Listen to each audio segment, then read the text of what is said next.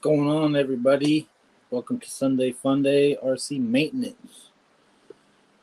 James and David and Alex in the chat. My mom, like Max was here. I don't know if he's still here.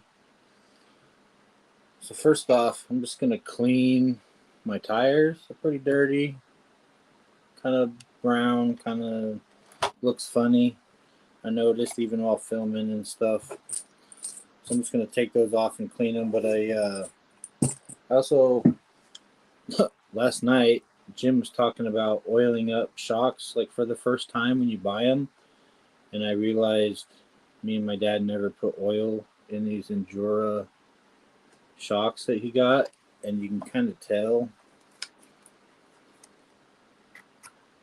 like one sticks, and then I don't know if you can hear it,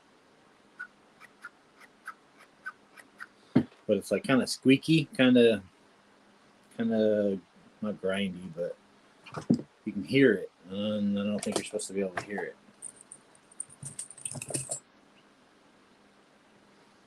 Hi, Auntie.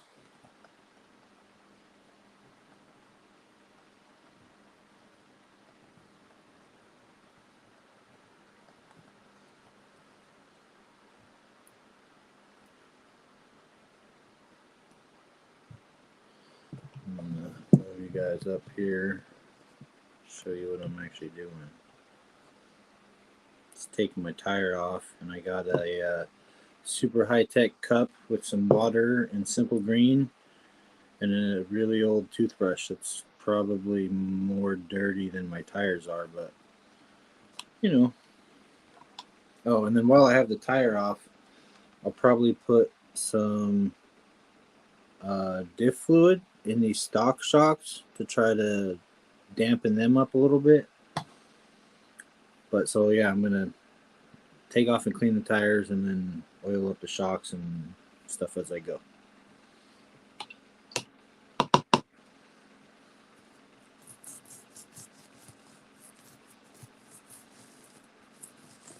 I don't really care so much if like the tread part's dirty looking, but the sidewall is just looking real gnarly. I feel like Jeep people clean their tires, so I'm gonna clean them.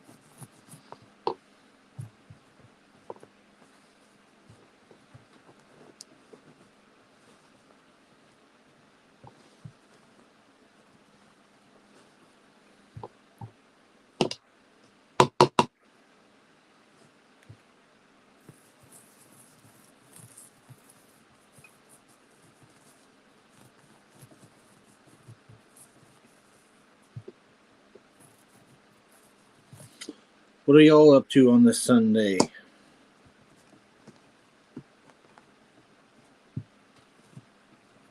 I was just bored, so I figured while I was gonna do some light wrenching and stuff.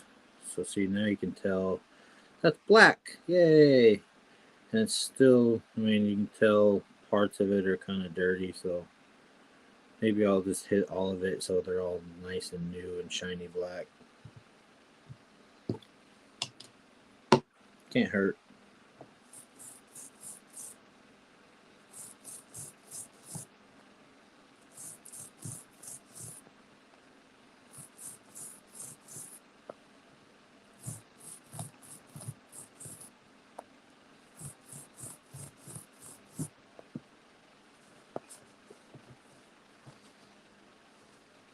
James is chilling. Yeah, I sent him the link, but he said he's not feeling well. Hope it's not too bad, James. It sucks. I hate not feeling good. Can't do shit.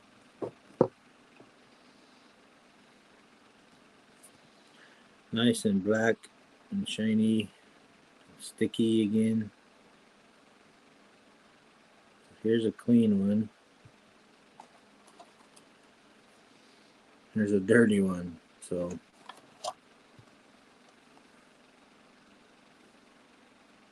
yeah, they're gonna look nice and black again.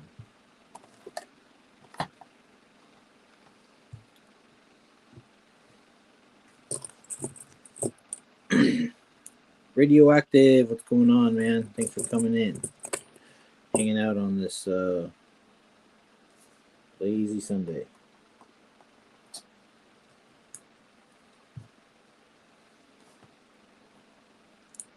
I'm going to take the shock off. It's just a stock one that I lowered down to the chassis to kind of give it a lift kit so that I could clear these big tires. But I did notice the other day, like I was playing outside and filming, and someone left a comment and said, "You should oil those shocks." I was like, "Yeah, they're just stock, so I can't really oil them." But I got some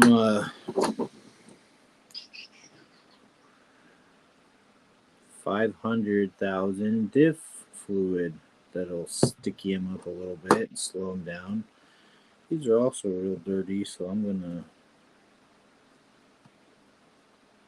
hit them real quick with the simple green water before I even take them apart and mess with them.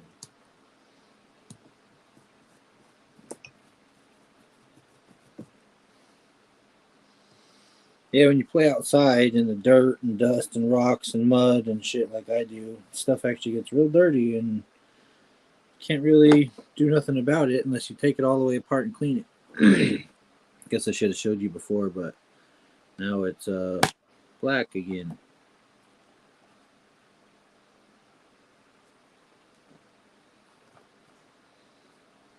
So yeah, I'm just gonna take the top off the stop shock and put a little, oh shit, I need a toothpick. Put a little dab of this 500K fluid into that, and it should just kind of slow it down a little bit. But I need a toothpick, so I will be right back. I'm gonna set this up so you guys can look at it.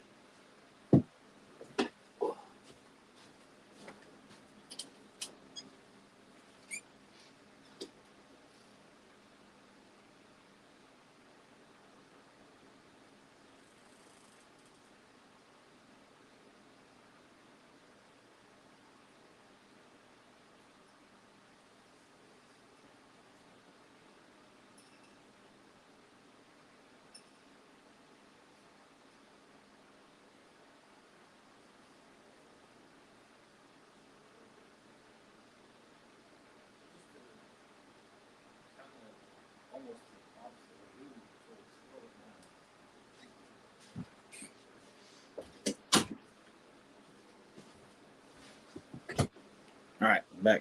Got a toothpick because I will show you. Trying to get anything in this little tiny hole is like impossible, but I'll show you why I need like a toothpick or something instead of using that big hole to try to put it in that little thing, especially when it comes out like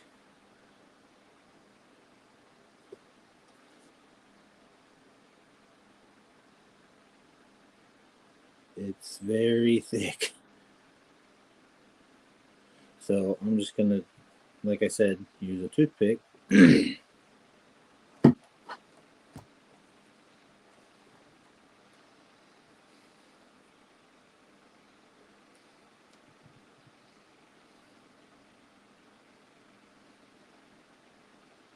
probably even too much, but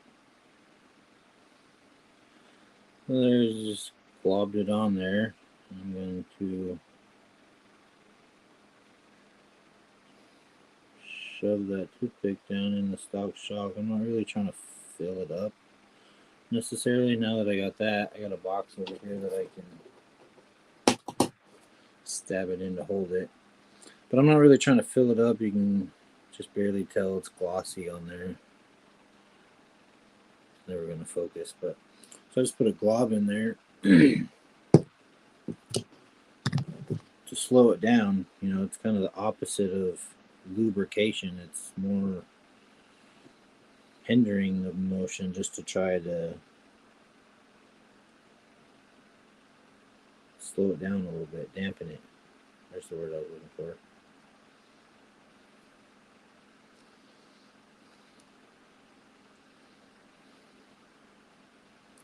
Oh, come on.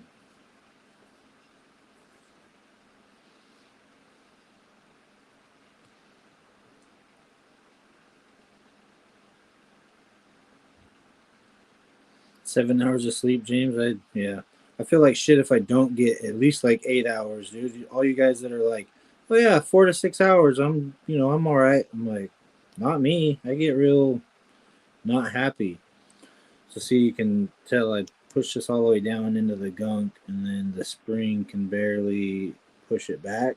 So I'm gonna just work it back and forth until it's a little freer than that.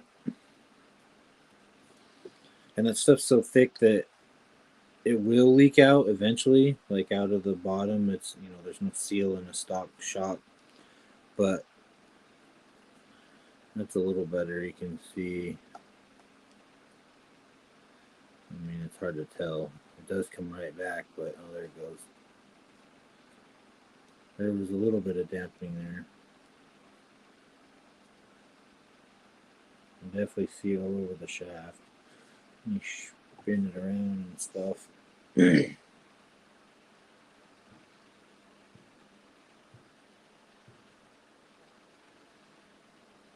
Anyways, I mean, just there you go. Now it's nice and smooth. Goes fast and then slow at the very top. So the at the very top is what I want because that'll keep the body from being so bouncy. It's all right if the shocks are like doing their job and absorbing everything and all that good stuff, but when your body's just doing the wiggle thing, it's not very realistic. That's not scale. LG, what's going on? Hit the like button. Busy at work Monday morning, 5.4 hours last night, ready for a marathon. Fun! So, I don't think I have enough clearance to put the shock back up onto the mount. But I do think, well, so I got these Grizzly Works sliders on, but with the LCG kit and where I mounted the ESC, it hits the interior and kind of makes my body raise a little higher than like it could be. Like it could be a lot lower. But it's weird that I still even with the shocks where they are and stuff, I get that gap. And if I lower the body in the front, the gap will be inconsistent. And I rather it at least be consistent so it looks like a step with a gap, rather than be all wonky to one side. But if I move the shock,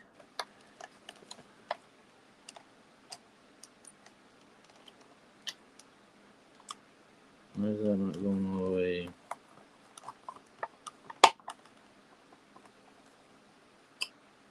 Oh, I guess like that.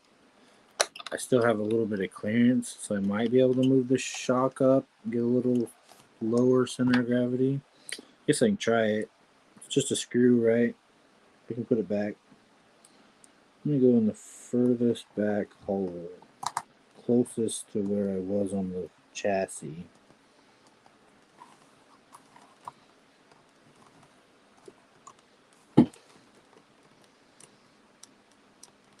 So it's probably like 2 millimeters higher the shock is.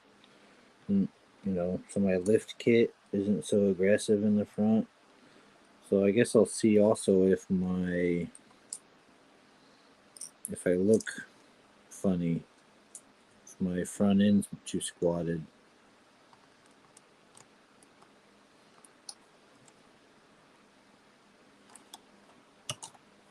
Oh, come on.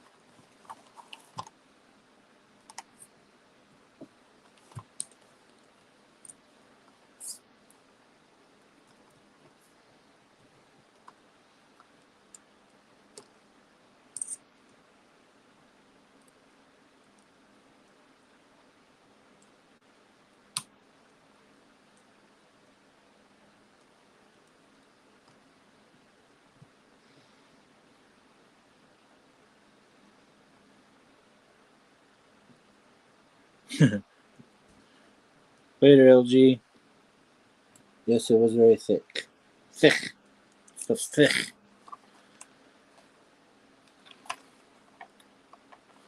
Well, let's see what it looks like. Put a tire on it.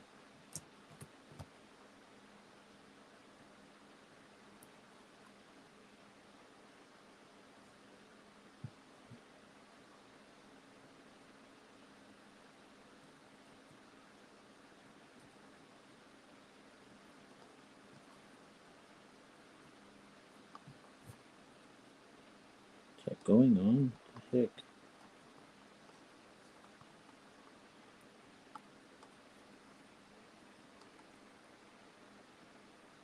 I don't want to over tighten it. It's almost there.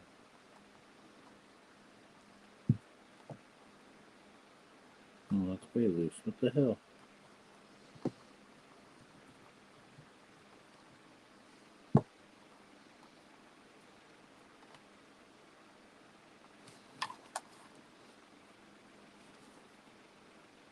I guess that looks about tight. I don't know why it doesn't seem to be wanting to spin.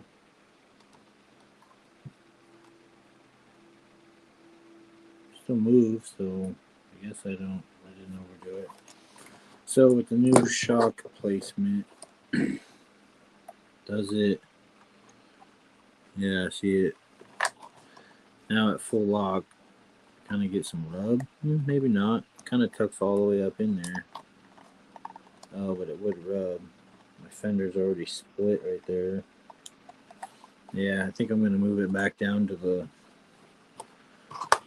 the chassis instead of the actual shock mount, just because I don't. My fender's already ripping, and I kind of like the look of a big lifted Jeep, not just like a big tire, but squatted Jeep.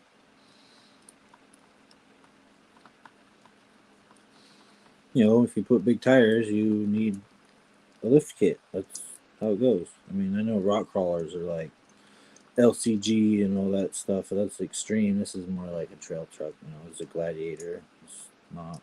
It's just with big tires. Nothing crazy. So yeah, back down to where I had it. You can already tell. See if it. See how this side hangs up now because of the rebound of the shock. So it still moves free, but this one's like, you know, still bouncy. This side doesn't do it.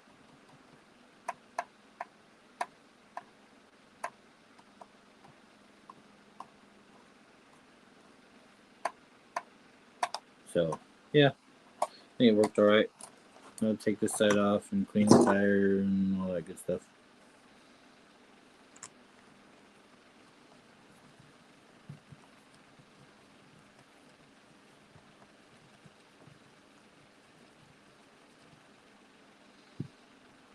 What's up, Glenn? Need to go grab food. Anywhere is closed for the night. Bummer. Hate when you're hungry in the middle of the night and there's nothing open. Oh, took that right off.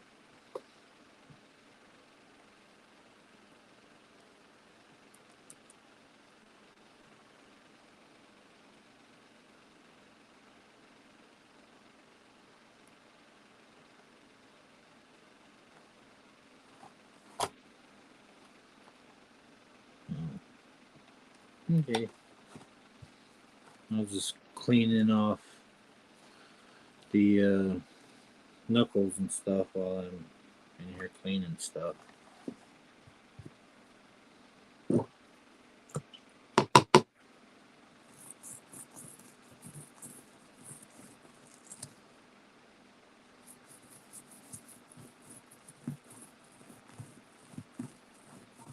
Hey, what's going on, brother? I'm just doing some maintenance shit, cleaning my tires, putting some diff fluid in my stock shocks so that they have a little more dampening instead of upgrading to oil fields. But yeah, so there's like a clean tire. Obviously, it's still wet and stuff, but there's like the brown tire. So much lacquer, much cleaner looking.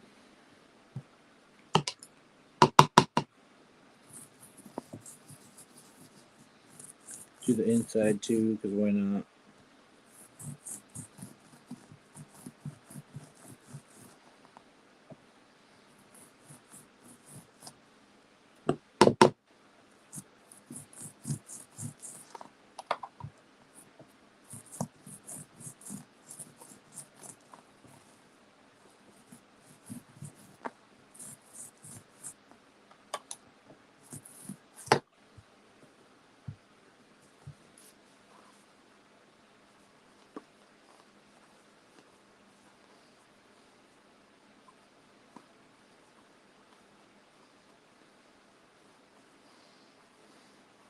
.420 hit it up for James.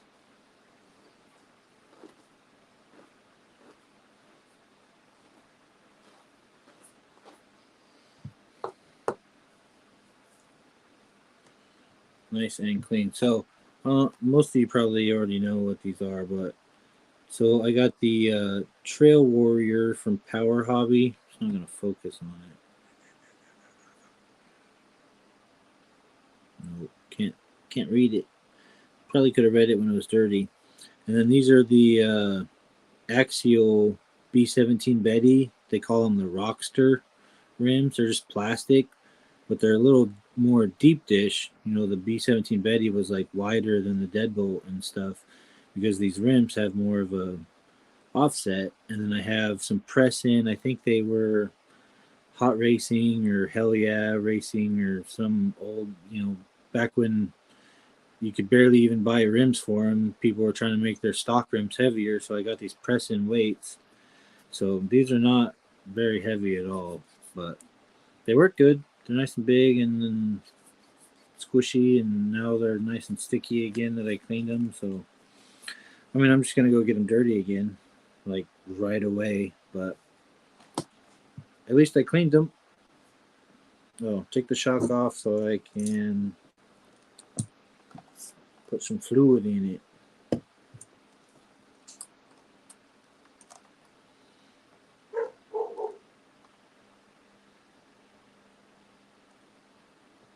Auntie doesn't get hers out enough to get them dirty.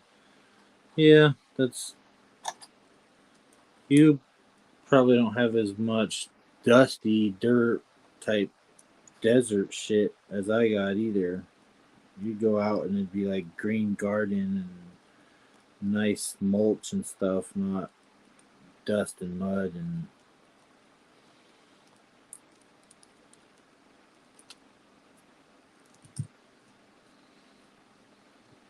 cut the stock shock off. You can see it's all dirty and dusty. You can't really, but you can. So just gonna clean it off with the same shit real fast.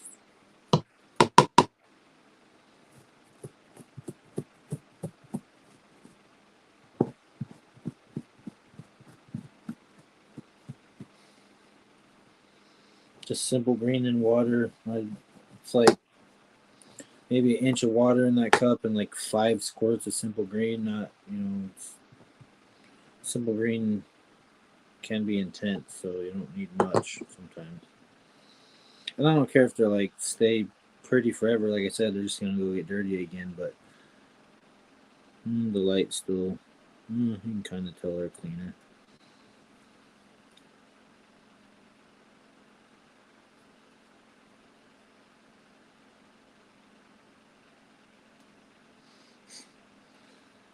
Eclectic Electric. If you could run like Flash, technically you could run through time zones, so it's always 420. Yeah, you could just run to the next time zone, wait, hit 420, run to the next time zone, wait, hit 420, run to the next time zone. Oh no, I dropped my diff fluid. It's gonna spill everywhere in like 2 to 3 days.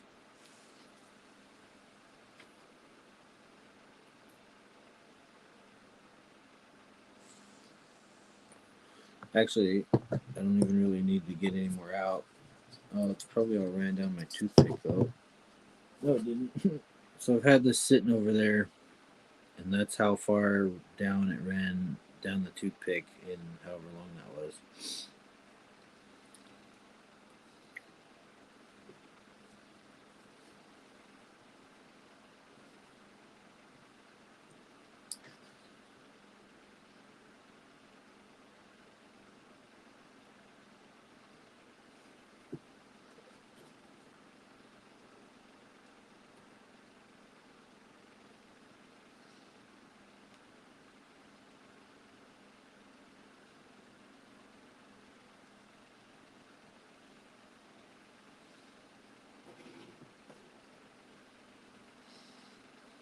Just a little glob, you can barely even see it in there.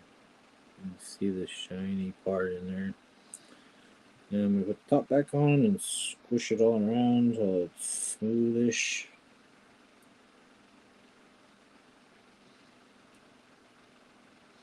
And again, these are just stock shocks in the front, so I don't necessarily plan on it like staying in there forever. You know, it is real thick, so it's not gonna just like ooze out, but it's still like 90 something degrees outside, and yeah, it could definitely warm up if I'm out there for like a whole battery pack, and you know, crawling around hot rocks. And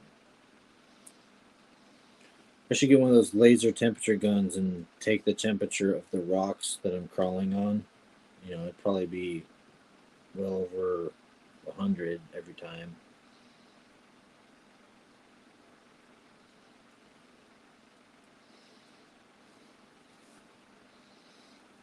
Got it in there, and I'm gonna push it all the way down and spin it around. See, right now it's like so thick that it just locked up. The spring can't push it back, so I don't really want that much, you know. So I'm gonna work it, cycle it a bunch.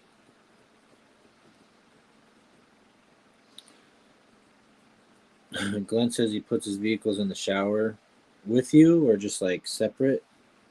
I mean, with you would be easier, right? You're just already in there. Like, here, little buddy, I'm gonna clean you off a little bit.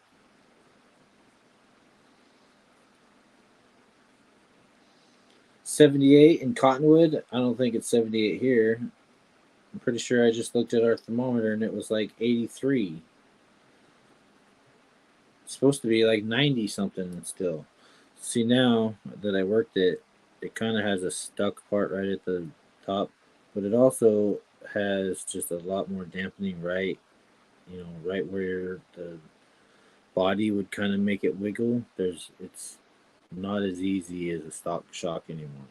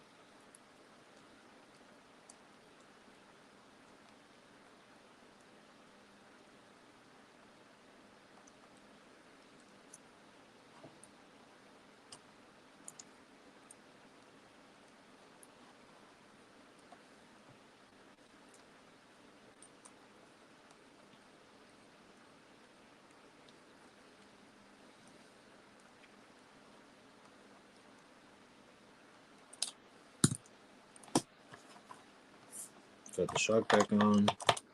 Move.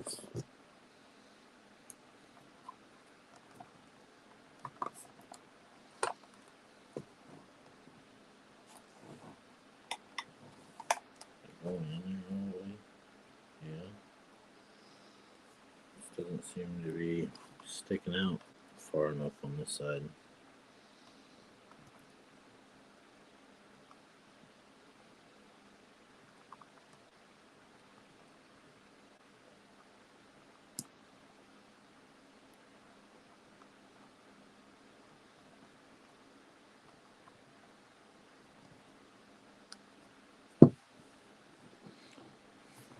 Your weather app? Yeah, well, I go by the thermometer that's sitting on the front porch that tells me exactly what the weather is outside.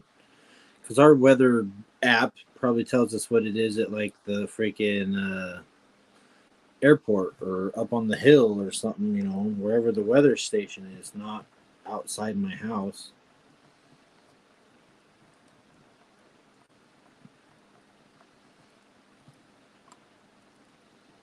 Need one of them old fashioned weather ropes. If it's moving around, it's windy, it's got ice on it, it's cold, if it's dry, it's hot, if it's wet, it's raining.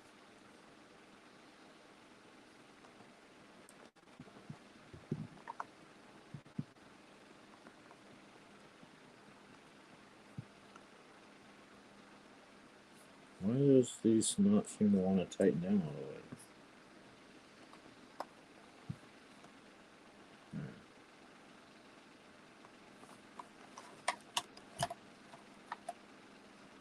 Yes, now it doesn't wiggle. So I don't know if I'm gonna do the back because the back I got these double barrels, and I don't know. I can't show them there. Got the double barrels upside down, so I don't know how well even the diff fluid would stay in those. I could try. Because I got the double barrels, but I'm running stock springs, so it sits lower.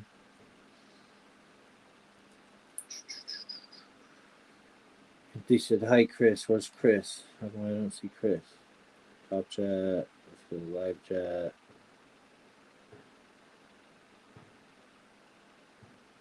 Obese. There's Chris. 88 there, Chris. Jeez. They are really springy. But I don't know if, because they sit pretty much all the way down.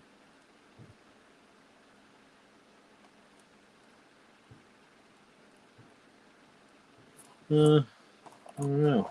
What do you guys think? Should I try putting some diff fluid in the back of these two, or just leave it? Now the front's like, nice and smooth.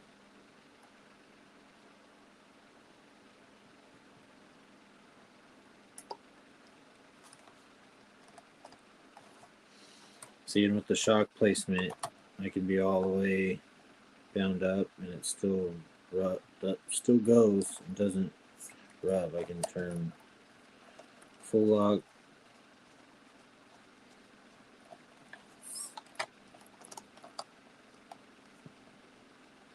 Just barely catches on the front fender right there. But, big tires.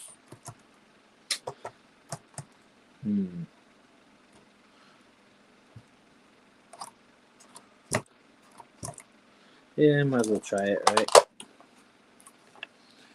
Glenn has 30 minutes. See you in a bit. All right.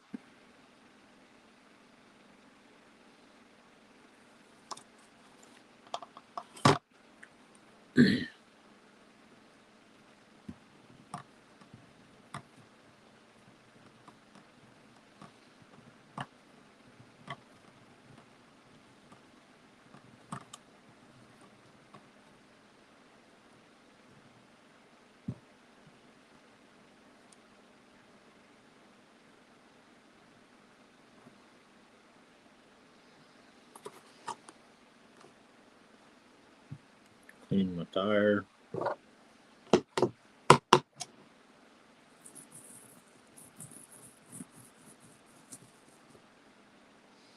Turn the shocks upside down when I put them back on. Yeah, I mean, I was kind of hoping I would just get fluid into the main shaft part and not so much the double barrel part because I needed it like the bottom of the stroke when the body's just sitting. And I don't I don't want it bouncy, but I don't really necessarily need a lot of dampening in it. I still want them to move real free. I feel like double barrels are known to kind of bind up if they're not tuned right. And I don't know how I could like get all this fluid out of there if it just screwed it all up.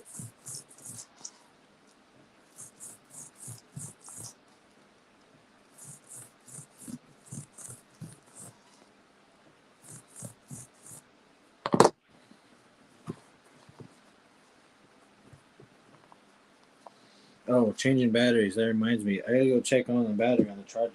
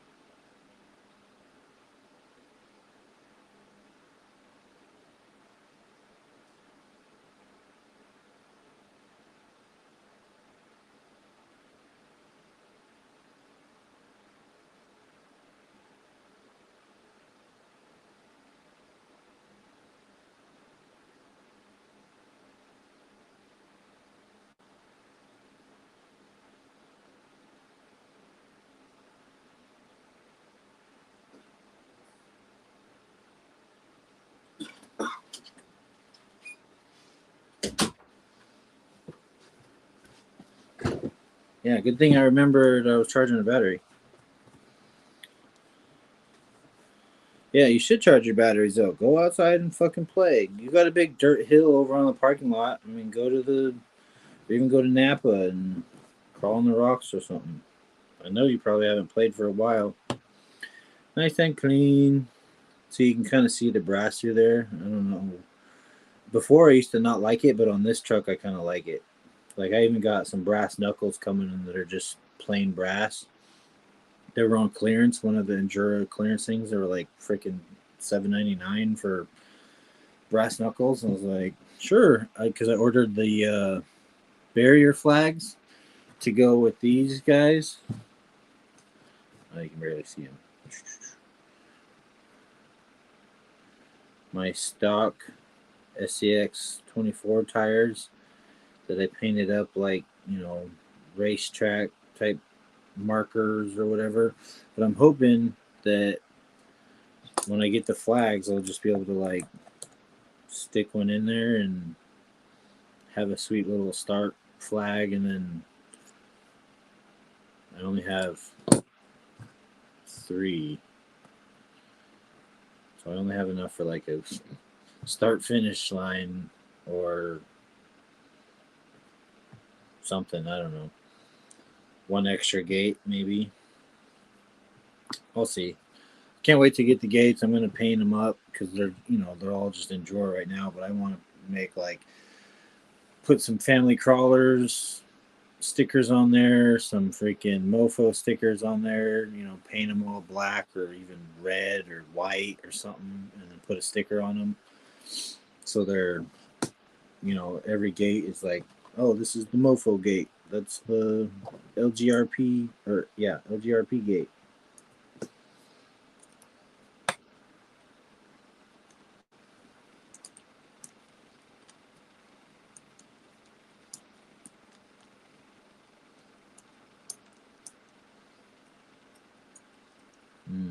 I don't know how to spacer.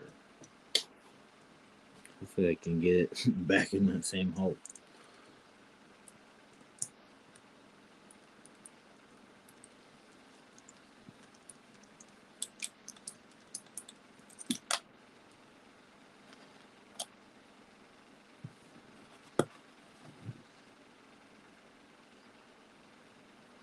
So here's my double barrel, and I'm hoping, because it sits all the way like that, so I'm hoping to get something dampening just right there I don't care about the rest of it, but yeah.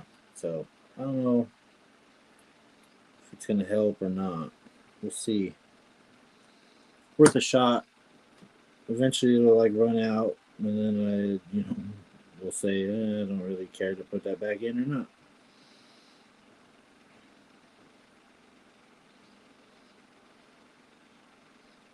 Yeah. Let's see.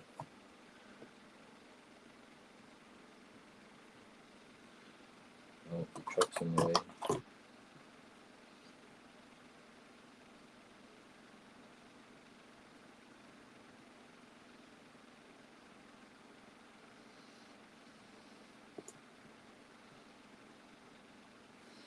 Not very much in there, but I don't want to put too much and have it be really, really like just unable to move.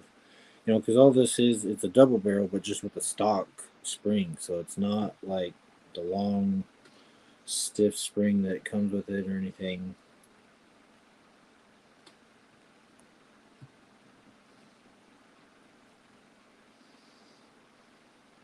Hey, my dad jumped on.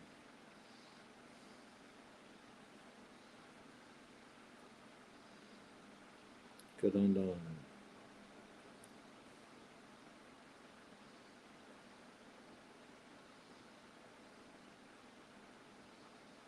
Yeah, that sucks, Chris. Work too much to play through RCs. That's no fun.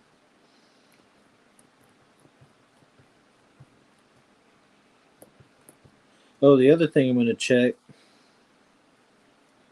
Yeah, it is. So, James was talking about one of his rigs. There you can barely tell. It's just barely unthreaded. So, James was saying, one of his shocks on one side was longer than the other. And it was because, so I spun it about that much. It's, it was like maybe a turn and a half to two turns out. So just barely unspun, but enough that it would have, a millimeter in these trucks suspension is quite a bit. So if you have a millimeter less or more of suspension on one side compared to the other, it's not good. So yeah, make sure if you have the stock shocks don't do it because they got the whatever ball ends or whatever. But any other, oh, found that toothpick. Forgot to stick that where it goes, and I got diff fluid on my arm. But so if you're running any kind of aftermarket shocks, like even the enduro ones on my dad's, I think I'll check obviously, but I think we found already that one like came apart or was almost falling apart or something happened. So see now it's got too much stick. I feel like yeah, the double barrel part doesn't want to come out. Yeah, see, so the double barrel part isn't coming out by itself. So that kind of sucks. I wonder. This has a threaded adjustment, spring adjustment. I'm gonna thread it all the way down to where the spring is tight against the bottom, maybe. Oh, that's a pain to spin. Moving. There it goes.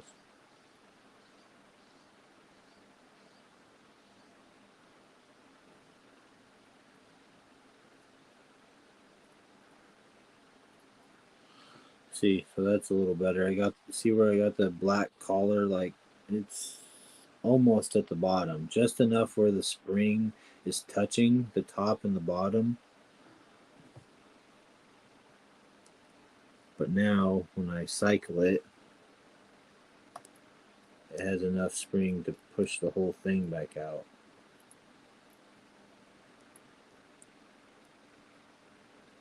See there, it kind of hung up. So I'm hoping it doesn't hang up too much, or once I cycle it a million times, it'll kind of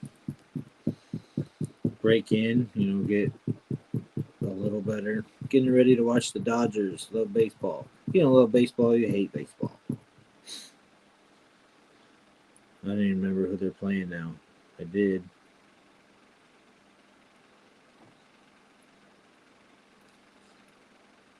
Yeah, see, that's still like there's a double. So I'm hoping with the weight of the tire and stuff, that won't be so apparent.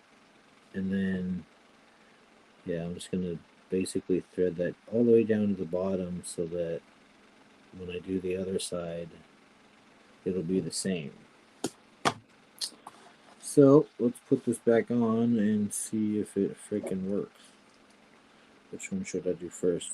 Oh, did I lose a screw? Shit.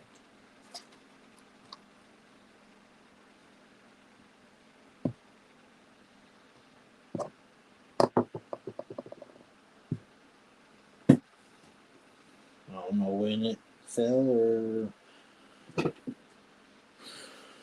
what happened. I think I got more screws right here though. Shit, what? Not in my tool. I don't know where that went. It's gone. Everybody go rewind and see when I dropped that screw. Oh,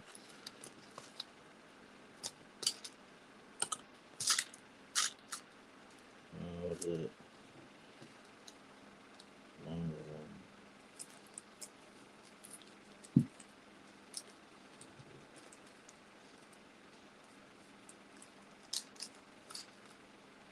Don't drop those.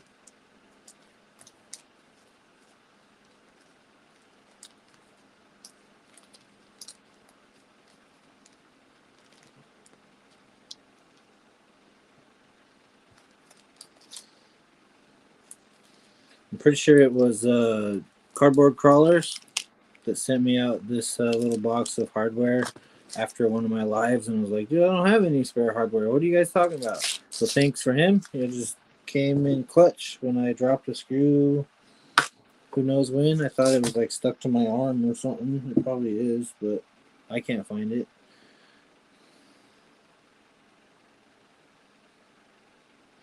Clean this tire, but it still looks kind of brown. But the sidewalls are black, so I guess I'll just leave the tread. They're good enough. Man, that diff fluid is silicone, so now that I touched it once, it's like all over everything and really slick. I shouldn't touch my tires with it. Don't want silicone on your tires. Shouldn't rub it on my shirt either, but shock back on. That's what I was doing.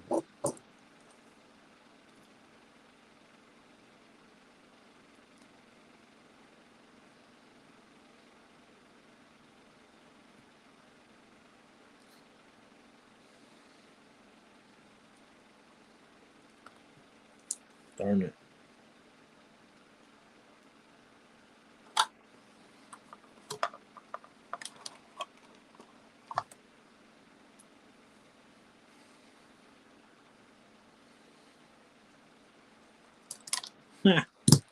Right. Oh, on the end of the tool.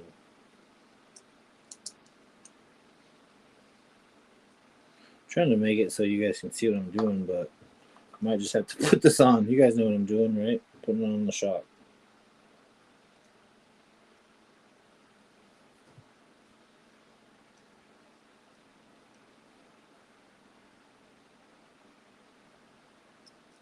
Why won't that stay the frick on there?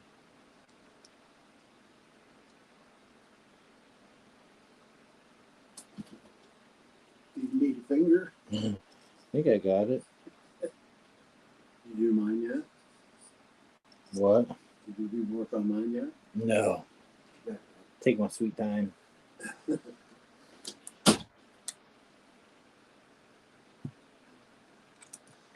To the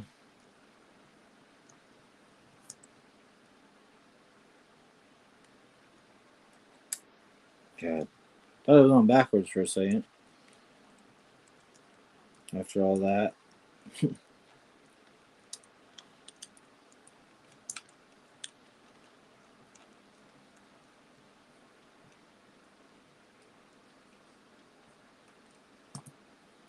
Tight is tight. Don't want to overdo it and break shit.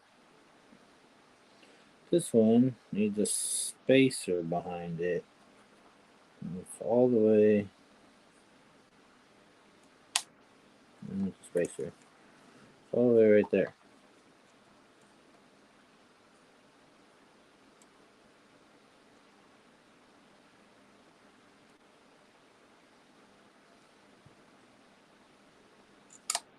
Damn it.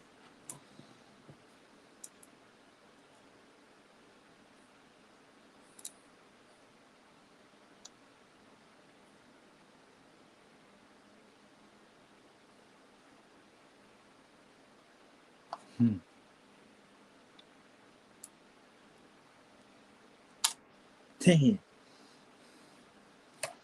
Trying to line these up is going to be real fun. I don't know how I got them on there the first time. Probably would have been easier to put the top on first. Because I don't think this is going to sit here and let me put a screw through it. Nope.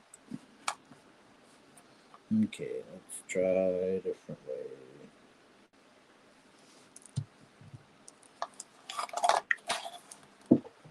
Screw goes through that side.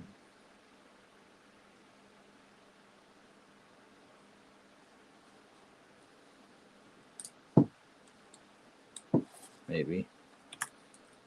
What the hell?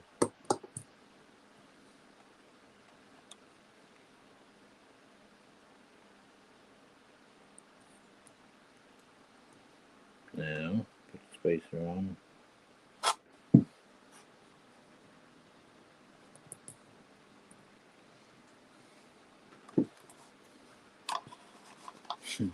Now, rotate it so gravity is in your favor.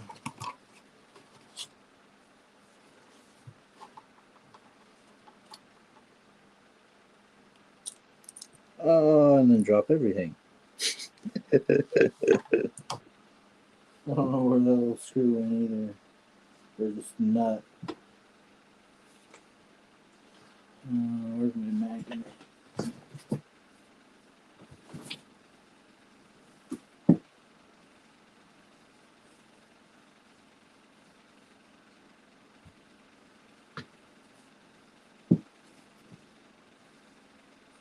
I swear I saw it fall off this side of me.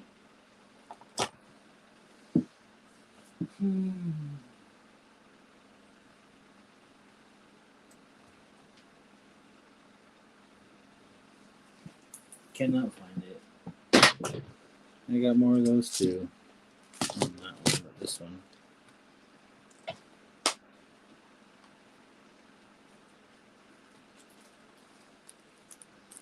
Got a whole bag of them. Just need one of you.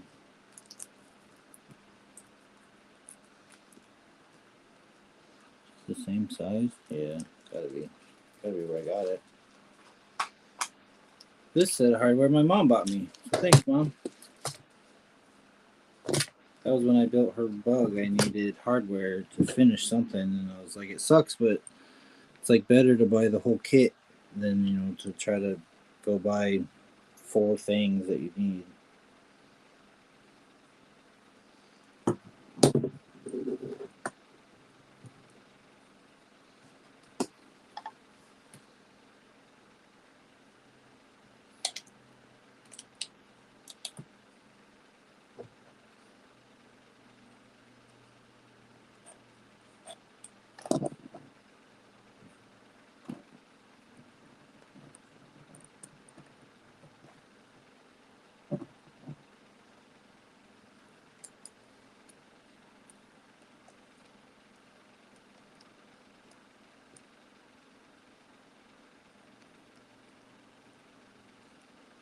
Ta-da, see, just like that. Wasn't that easy? How long did that one screw take me, guys?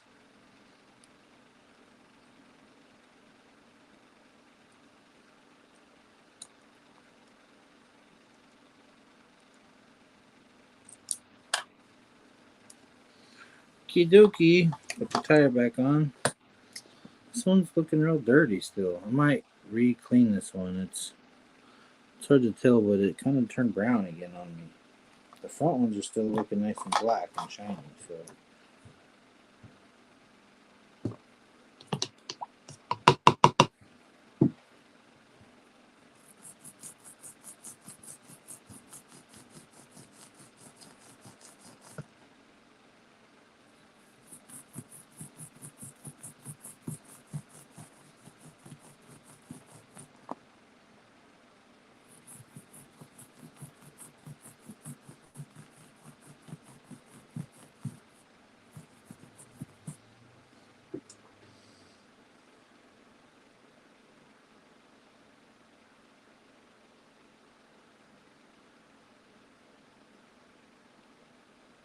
Stuck to my arm and hit the floor. Yeah.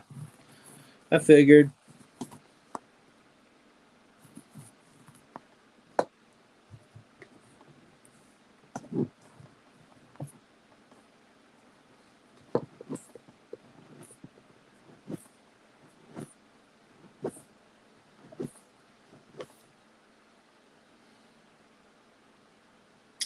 Might as well hit both sides again. I don't know why this one stayed dirty after I scrubbed it. You guys saw me scrub this one,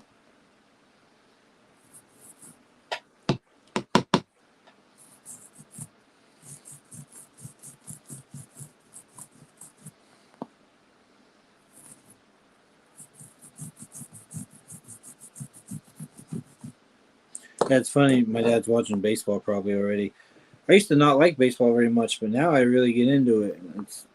I don't know why. And then football, I used to love watching football, and now I'm like, this is fucking boring. Like they do too much shit in football these days to watch football. Baseball is still pretty pure. I mean, they do a lot of replays and they bullshit a lot. Well, that's black now. Let's see if it'll stay that way. I'm going to put it back on before it even dries. So if it dirties up again, I guess that's just what color it'll be permanently.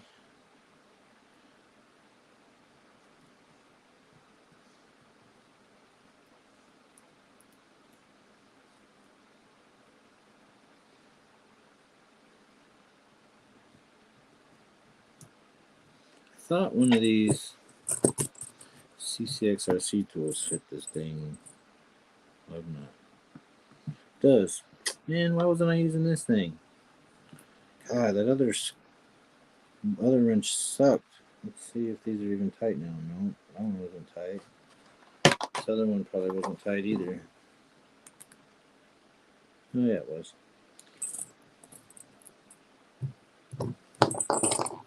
Yeah, this little thing, that was stupid. I don't know why I was using that.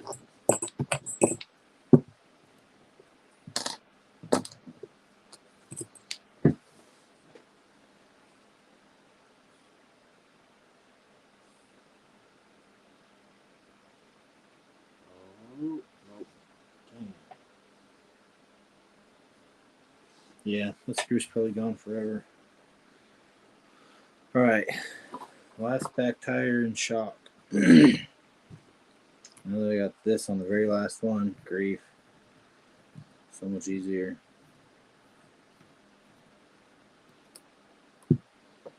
See, and it even stays in there so I don't lose it.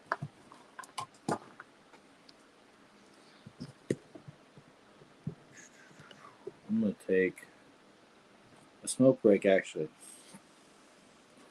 Since I'm on the last one, and then before I start my dad's suspension.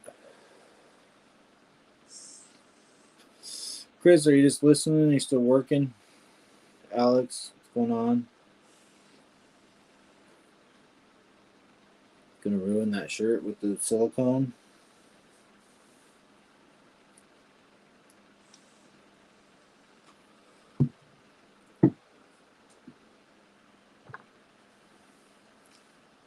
I don't think it would be the first time this particular shirt got silicone lubricant on it. This is what I used to wear to the drag races. And then this, so I got this from our DR10 to lock up the rear diff a little bit more. you know, because it was just open and we didn't want it like locked. But all the videos I watched at the time was like, yeah, get thick diff fluid and it'll be like locked, but still have some give for, you know, you won't just spin out. As soon as we put that shit in there, it was like spin out city. We could not, like, the rear end was so locked that neither tire could like overspin, so it would just like torque you around like every time, like uncontrollably. And then by the end of our drag racing, I don't know if it was our slipper clutch setup, even though we got a lockout slipper clutch.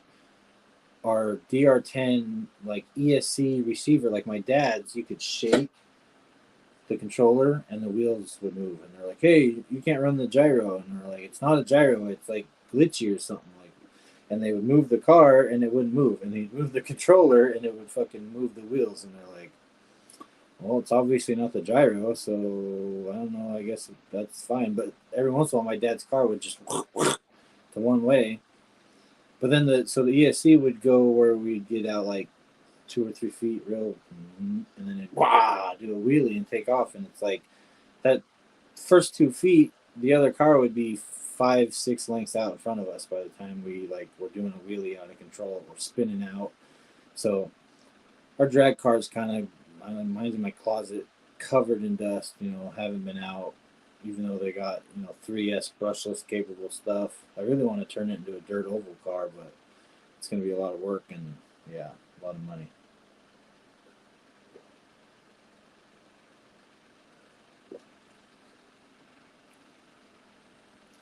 Last load of irrigation pipes back to the shop. Working, Chris. Always working. All right. Clean some tires. Or a tire.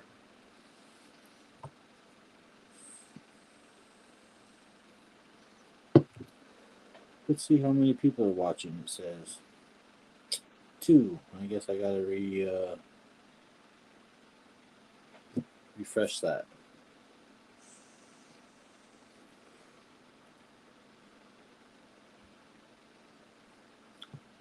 Make sure you hit them thumbs up. I'm sure Chris is like busy working. Don't worry about it, Chris. But when you get a chance, even later.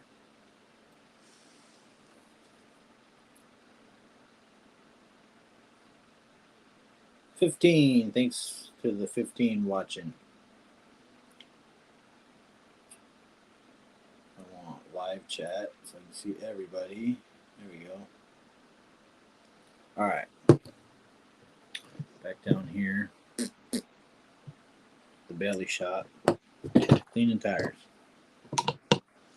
Clean tires and blatant vapes.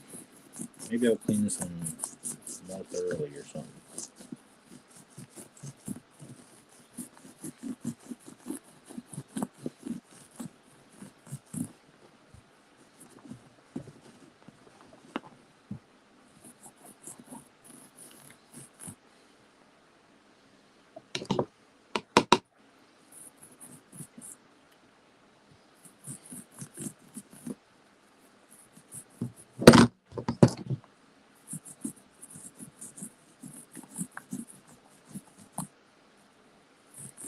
James says 15 watching. Yeah. Cool. Not bad for a Sunday little RC maintenance bullshitting, right? I'm shaking the camera a lot when I do that, huh? Guess I didn't notice that before. Take it down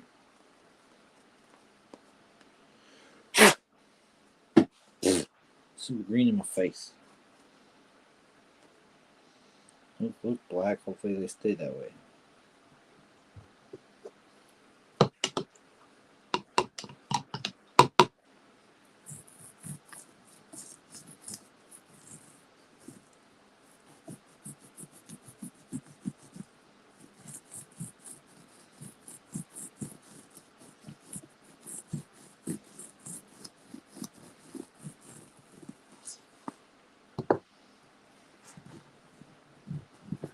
I feel like maybe letting it sit on there afterwards is just like letting the dirt soak back in or something. I don't know.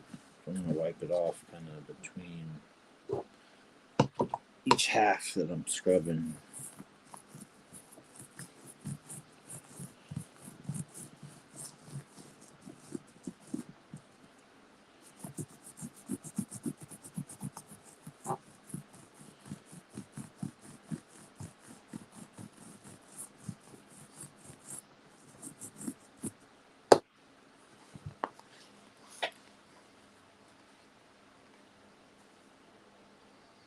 Turn the lights off as they walking in. Who? What? Everywhere's closed. Oh yeah, literally just put everything away and they started the grill up again to do me a double cheeseburger. Hey, nice. At least they opened back up for you. Got some food. Supposed to take care of that during regular business hours, but you know some people don't process during those regular business hours. Nice and clean. Now to take the shock off and struggle with this again, but I think I got a better way. I'll put the top on first since the bottom doesn't have a spacer and shit to worry about. I'm going to put the screw way over here where my arm won't catch it.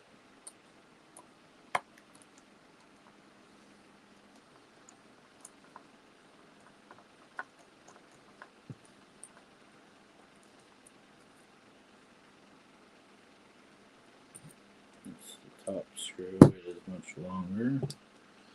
Spacer. Whatever.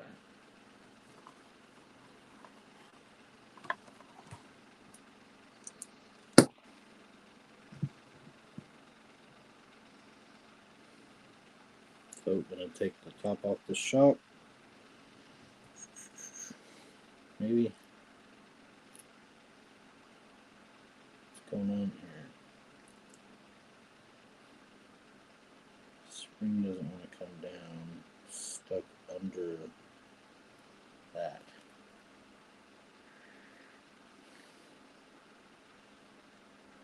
What the heck is going on? Oh, that's this. Well, I guess I should show you my spring was stuck under that collar that you can move down. So now my spring is a little warped.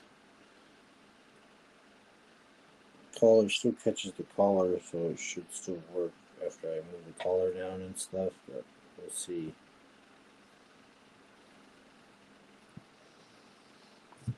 Probably gonna need to get a touch more of this for this.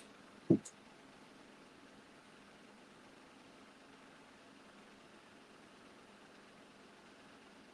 really want too much. Just a little glob on the end of a toothpick.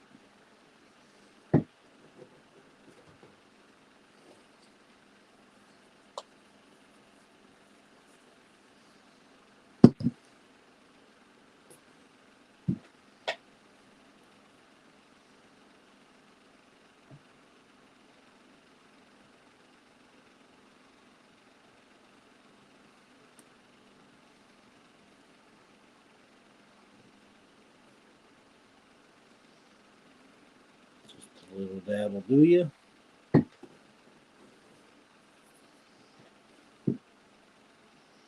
I'm going to move this collar down right now.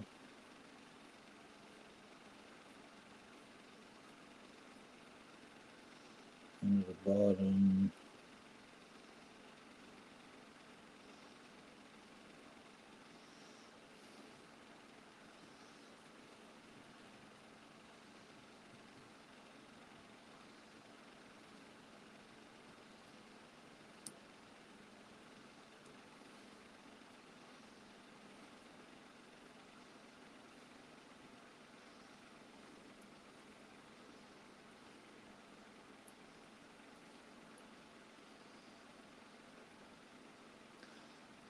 There. Had to use my other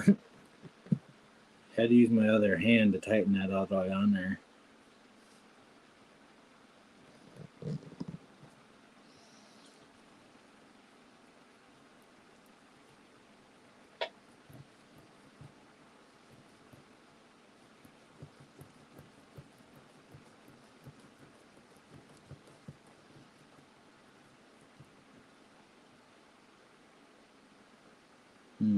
The spring has a little gap compared to that one. Even though I got the collar all the way down, the spring is not touching the same, so I don't quite have as much rebound power on this one. Well, we'll see if it works out, and then eventually I'm sure it'll just kind of run out. And again, like I said, if I found it helpful or I really like the way it crawls after this, then I'll, put more in. But if I'm like, well, that just sort of made things chunky or, not work well or not cycle right or whatever it might do, I don't know. But it's just, yeah, it's got a lot more dampening. And then I don't know why this spring, I know I used 2 stock springs, but that one sure looks more uncoiled.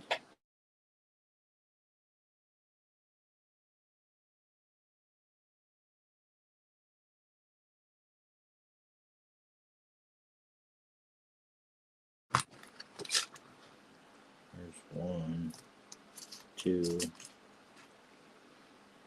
So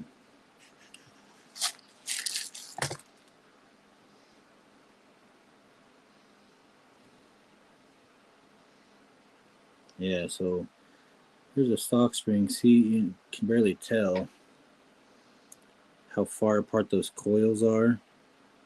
And then this is the one on the double barrel, and see how much tighter that is. So I think since this bottom is, this bottom was only like barely a quarter of a turn unthreaded, but so I'm going to undo that. I should put Loctite on this so it doesn't unthread. Take this spring off.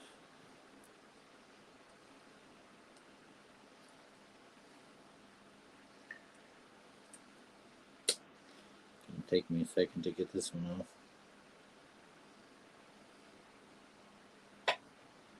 Sleek, what's going on? Well, the wife's getting homemade chili together and salad.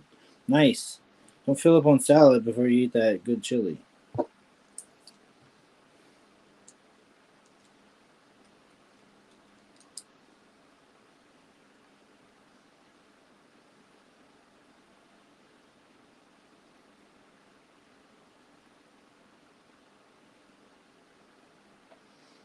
So I got a tool in the end of the shock so it'll hold the shaft while I unscrew that to get the spring. Yeah, that spring's just a hair longer too. That's weird. I don't know where I got that other spring from. Had to be off a stock shock, but I don't know when or where.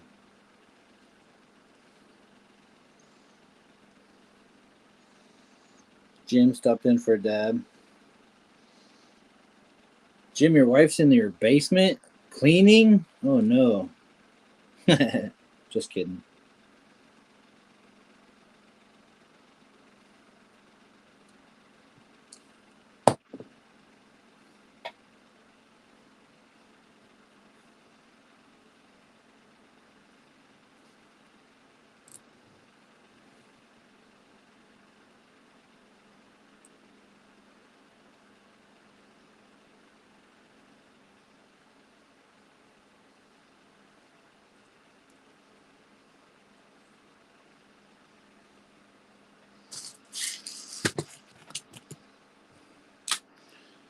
So I guess I should save the spring, but I'm going to save it in a different part than that one was in because it's obviously different somehow.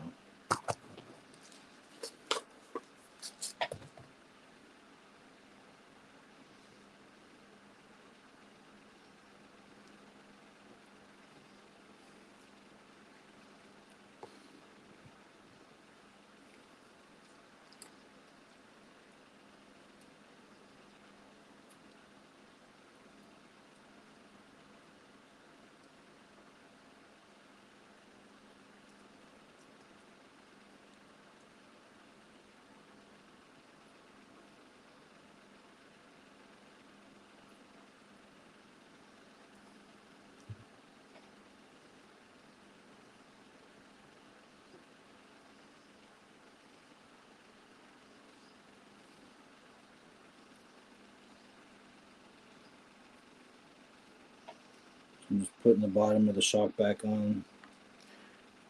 Using my other hand, my teeth, to tighten it. It's just finger tight. Yeah, so now that spring fills up that whole area, it's still slow, but I'm getting like almost full rebound off of it. We'll see how it works in a second. All right, hardware for the shock. I need that side.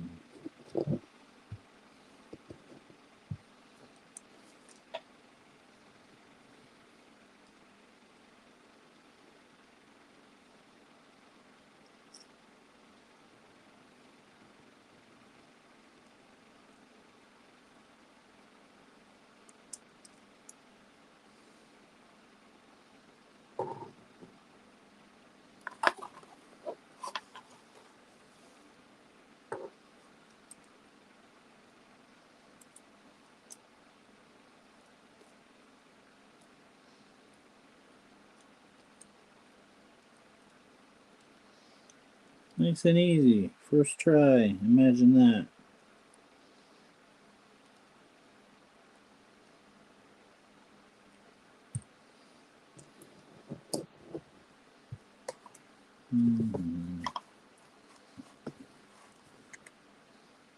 Wipe off my axle a little bit. Not really going to clean everything spotless, but you know, a little maintenance, a little wipe down.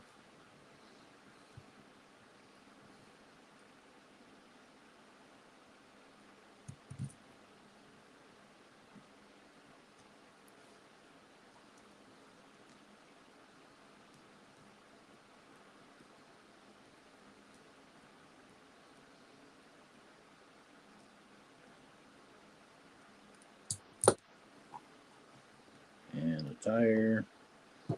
My nut's still in there.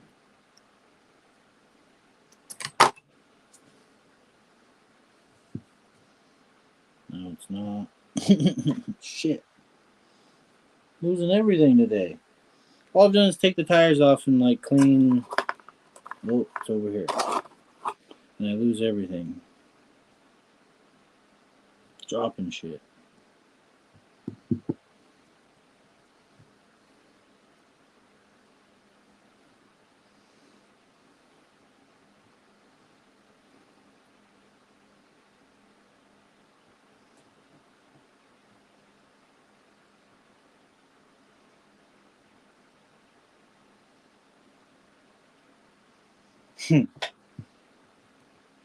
Ask for forgiveness, not permission there. Who was it, Jeff? Chris. Just say you needed it for a second.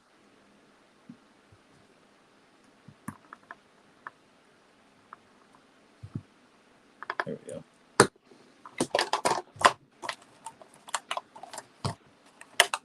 Oh, my fender just broke the shit. Dang it. I need to quit pulling on it. Alright. So now, it's still, it rebounds, but it's not as bouncy as it was. There, now it, just squats nice. Even though I'm not going to jump it, but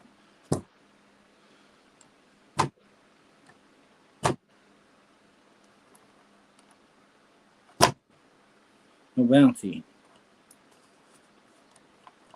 Now I'm going to worry about if it kind of stays to one side or the other, but seems to be kind of going back to center.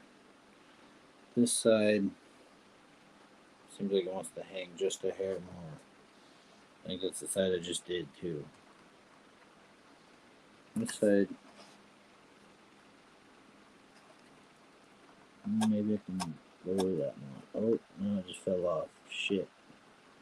Okay, so don't lower the collar enough to where it comes unthreaded.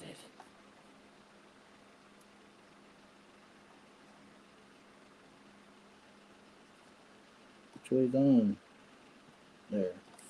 Okay, so this side seems to be sitting kind of high. I don't know.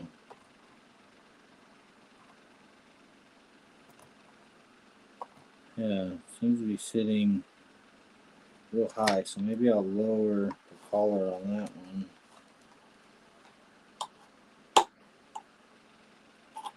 Or raise it, whatever way it is.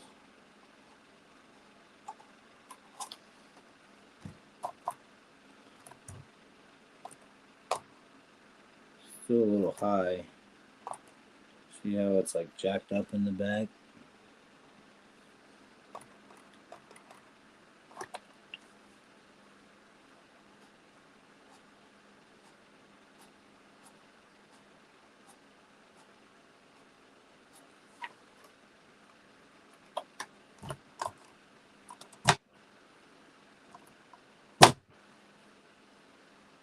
Still wants to like, I don't know, jack up that corner. Not so bad now.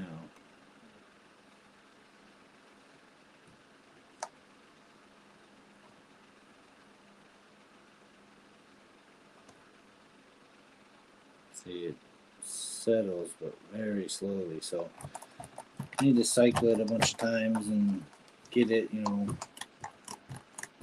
can feel the squish when I push on it. So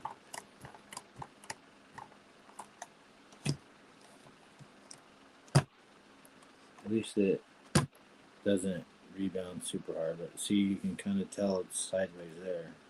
Try to get it right on with the camera.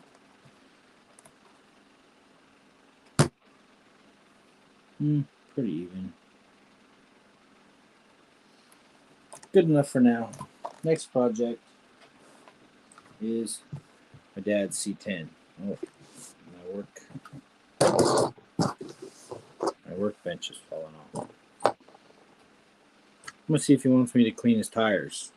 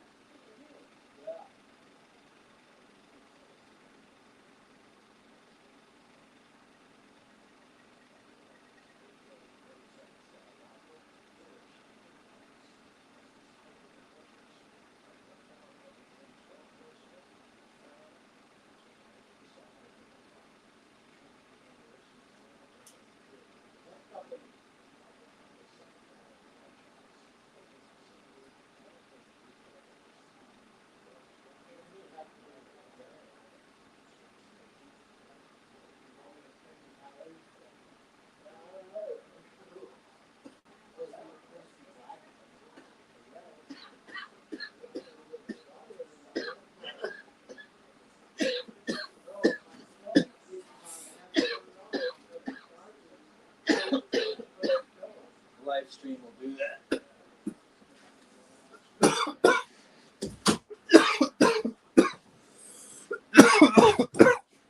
Holy cow, Dabawana time. Alright, so I'm going to do the same thing I just did, but to my dad's truck. Take the tires off, clean them. You can see he's got pretty brown. Kind of looks alright, but nice new black shiny tires. But so this truck, you can tell there's like, doesn't seem to do anything. It's like bouncy. And then there's like, I don't know. I just feel like they need some kind of lubrication. I don't know if I should fill them up with oil or just put a dab in there. I don't know what's necessary. But I got some 50 weight that I was going to just put like a drop in maybe. I don't know. Should I fill it up? Or do I just need to like lube it a little bit?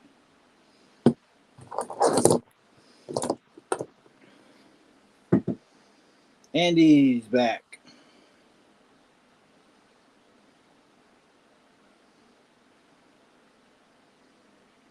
Yeah, James, I had to take a hit out there.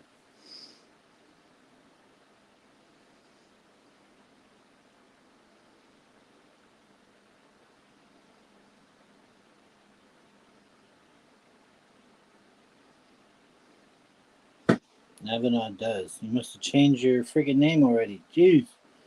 Navinod does. Find I have them like that. If it's not rubbing, it should be fine. Yeah.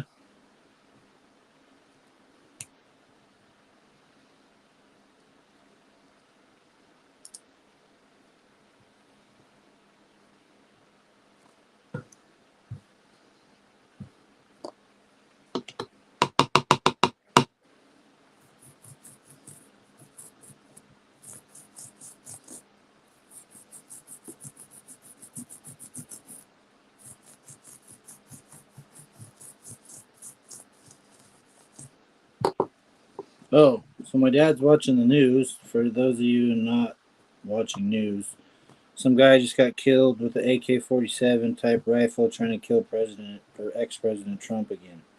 So another attempt on his life on his golf course in Florida or something.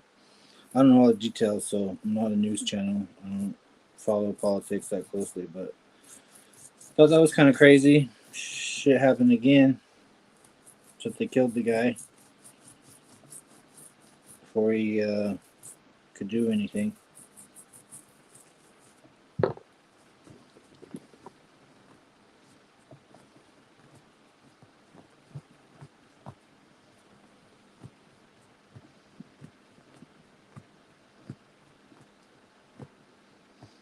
Huh.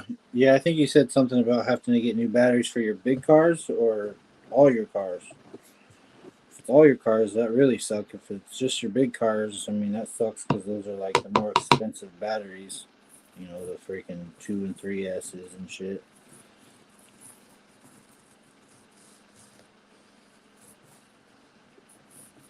So it happens when you don't play with them and charge them and balance them.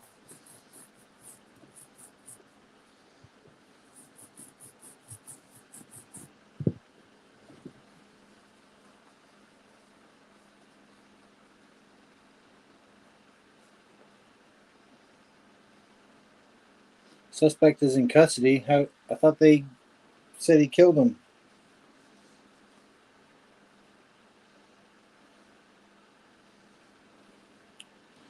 Nice, clean Mickey Thompson Baja Claws. And wait, not Baja Claws. Mickey Thompson Baja Pro X. Wrong one. Nice and clean Mickey Thompson Baja Pro X's.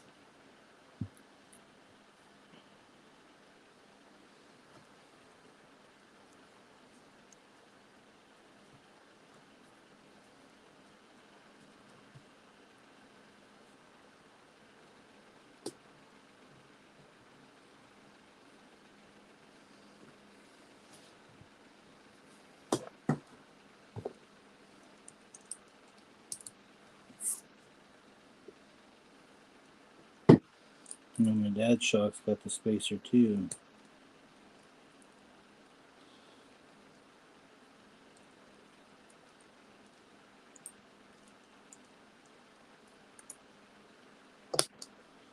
Put it out of my reach so I can't knock it off the table.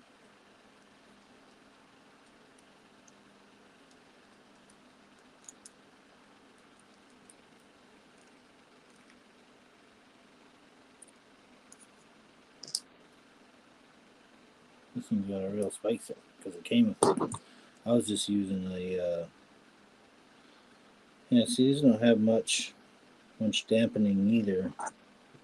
They just spring right out. So I think all I need is like a little bit. I don't know if I need to fill it all the way up.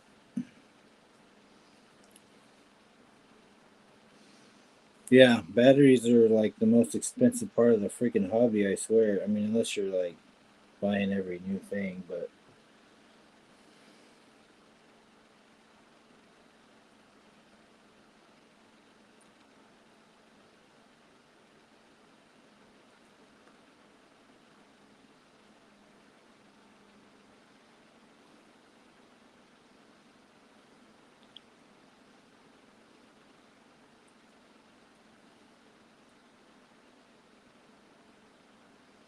so there is just a hair of oil in there to lube them.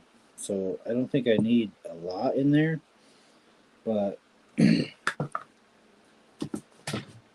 do want to put some in there. So I'm gonna move this.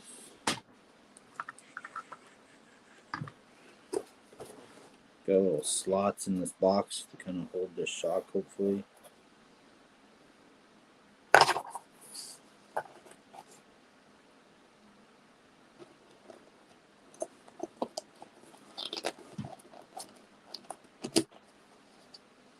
we go. Yeah, you can just barely see it right here, hanging out in the cardboard. I don't even know if this is going to drip in there or if I'm going to have to use my toothpick again to just put some in there.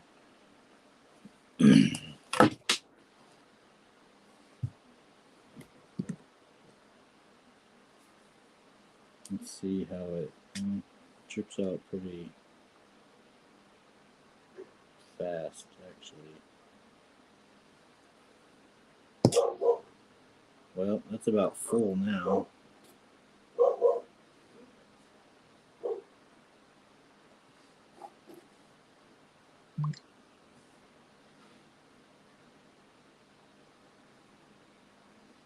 Yeah, Jim just messaged me. No worries, Jim. I'm gonna take it out of here.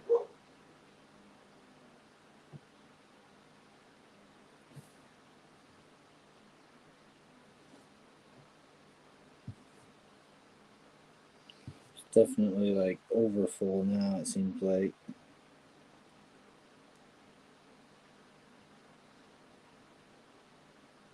A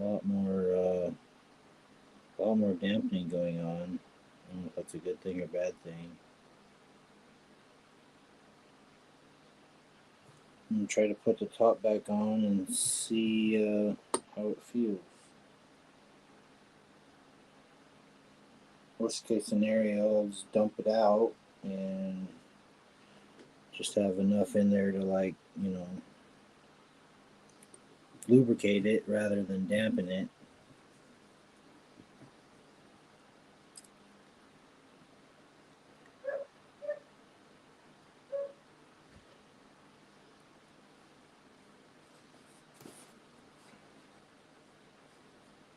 I mean, it feels smoother actually. I don't feel, you can't tell on camera, but you don't feel the sliding anymore.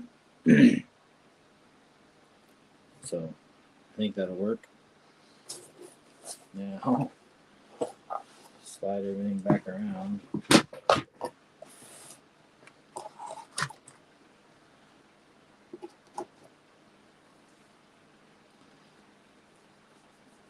That one was a lot easier, it seemed like. I don't know why. That one went faster. So I need a long screw. I'm going to do this.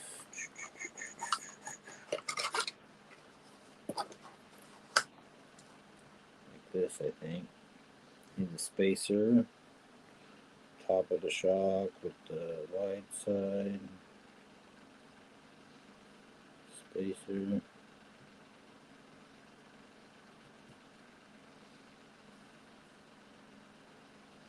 My dad, these are the Endura 39mm shocks, I think, that my dad's running on the C10.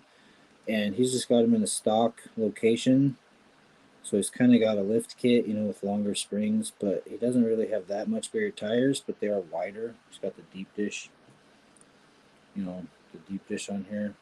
So he did kind of need that, but he likes them, and they do really well. He crawls all over everywhere I crawl.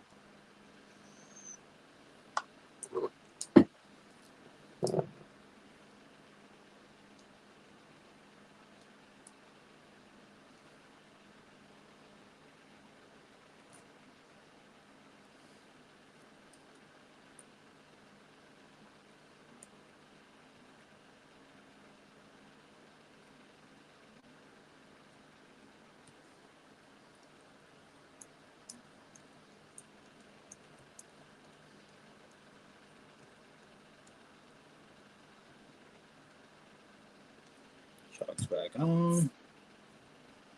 Tire back on.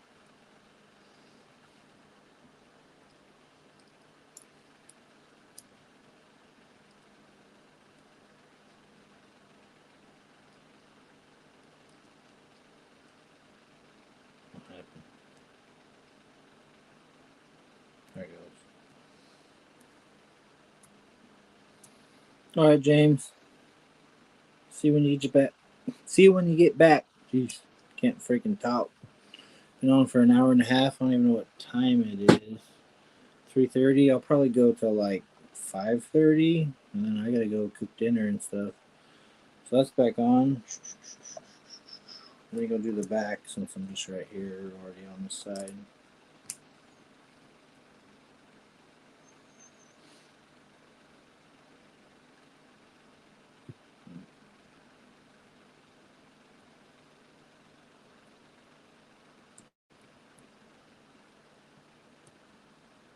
Oh, come on out of there.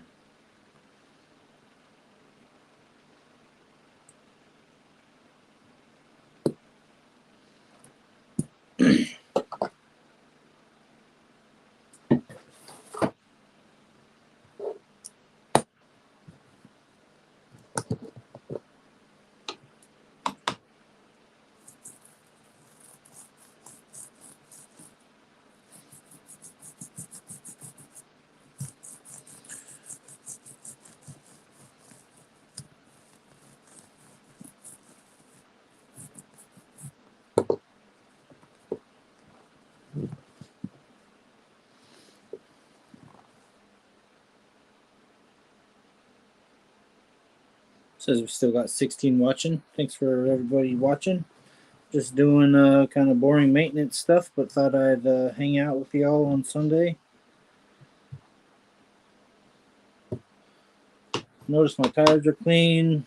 Listen to Jim and Jason, everybody talk about oil and shocks, and I'm like, I should probably do that. I haven't done that. Plus, I got a comment on one of my shorts. I forgot who it was. Said you should really put oil in those shocks. Yeah, kind of hard when you got stock shocks like my Jeep. You know, it's just stock shocks. Not much I could do about that besides, like I did, put the diff fluid in it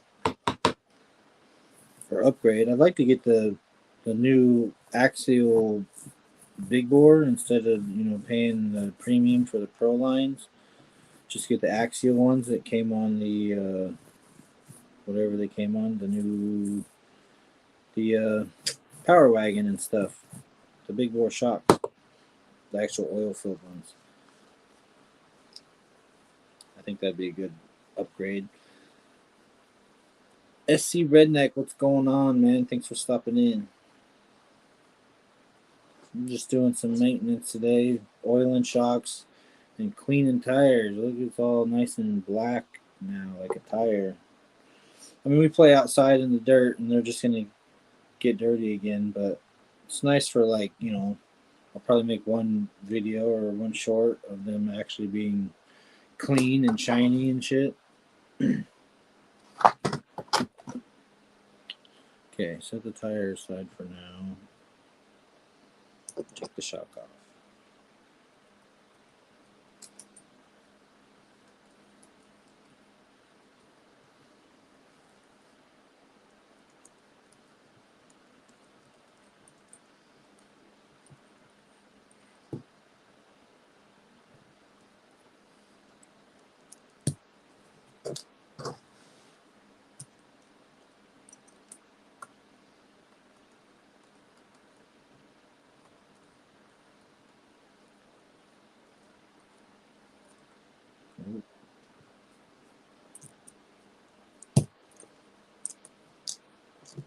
Both those are long screws.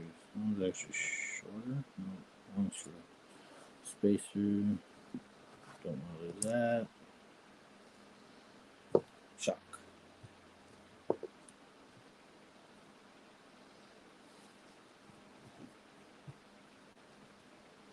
Just sort of wiping these in the wet soft towel I'm using to clean off some of the grit and grime. Also trying to do that just around the axles and stuff so they look black again, not, brown.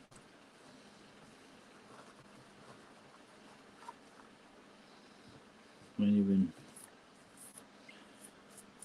take this toothbrush and hit some hard to reach spots.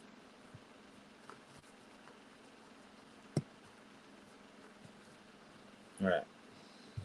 take this shock apart.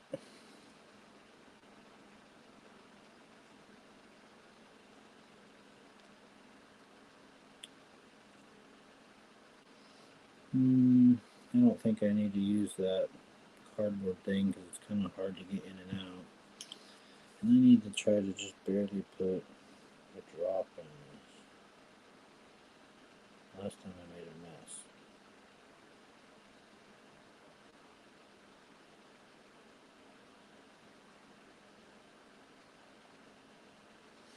Okay, I got one drop in there. I might, since I want it to be the same, I'm going to make it the same as the other one, but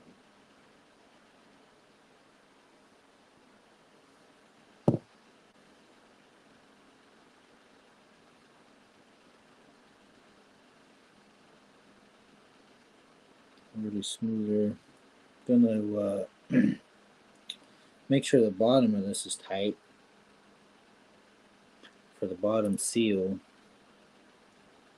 Oh, that's too tight now. Seems to be locking it up.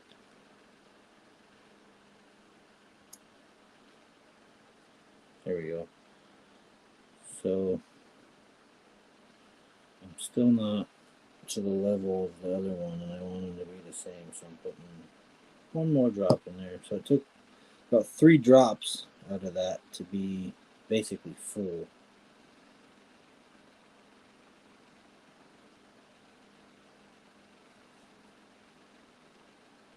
Get the cap back on, hopefully, maybe without spilling it. This stuff will spill. It's a lot thinner. Don't cycle it while I do it.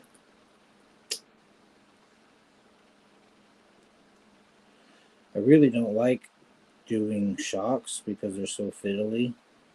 Like especially the tent scale ones, I really don't like doing those. But these ones are just as hard, but seem easier because they're smaller to me. I don't know. It's weird. Since I can fit the whole thing in one hand instead of like actually fully needing both hands, it just seems easier. Wipe all the different fluid off that. Make sure it's good and tight. Oh yeah, nice and smooth. Same like rebound speed, but a lot smoother. And it should, see, you can barely tap it and it doesn't boing and boing boing like it used to. So that's that side. I need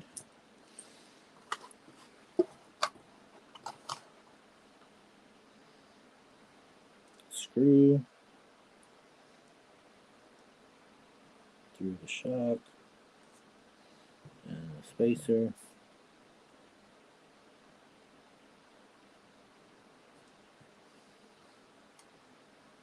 Oh, dang it. Need that more this way.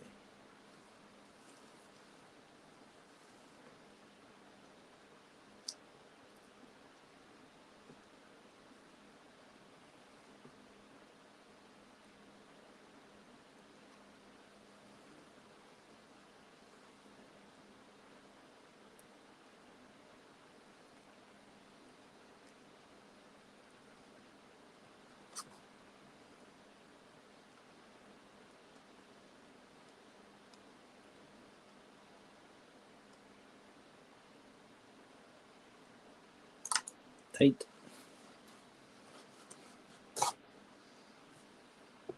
The other screw.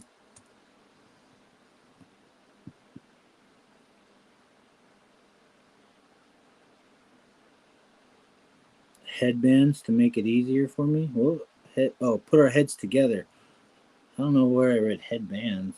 I was like, how's a headband gonna help? Maybe a light headband? They have those already.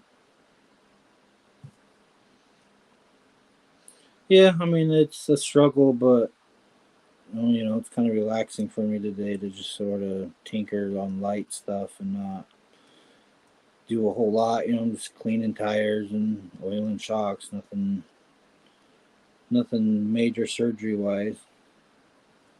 Tight? What the heck? There it goes.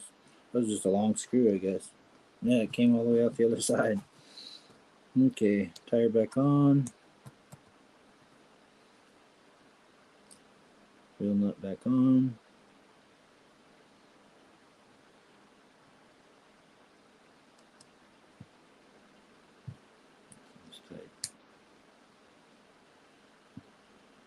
There we go. So, well, it's not going to do it now, but I can tell it's not, it has the same nice no bounce on this side. It still bounces a little because the other side's not oiled yet. But see how nice and black and clean those tires are compared to these ones? I mean, this is what they're going to look like again in, next week or in a couple of days. But at least for now, it's nice and black and shiny and clean. Gotta polish a turd every now and then. Before I start,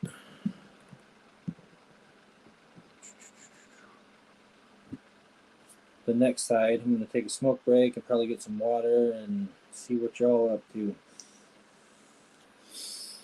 Glenn, what I need is one of the power screwdrivers sometimes, because it's like I can't hold everything and then start screwing it together. I need to be able to just and then it'd be moving.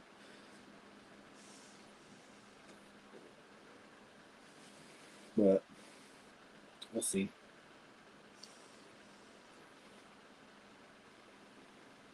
The Lightfoot sticker, that one, that's little David got that made back when he still has all his RCs, but he got that made, or his wife got that made for him. That's his license plate on his truck, is like the LYT foot, because you can't really fit Lightfoot on the whole license plate. But he had those made from the same place that I get these stickers made, and that's why I started using this company, is because he got this sticker, and then I went and got my first super one-handed banner sticker with the American flag. That's one here somewhere, I think. Yeah, this one. And I got like a whole sheet of these, and then he had messed up the red-white combination. He had white on the outside, and I was like, I want the outline to be in black, please. And so, yeah, you can't tell because the other stickers are on there, but the outline's in black. Take that off.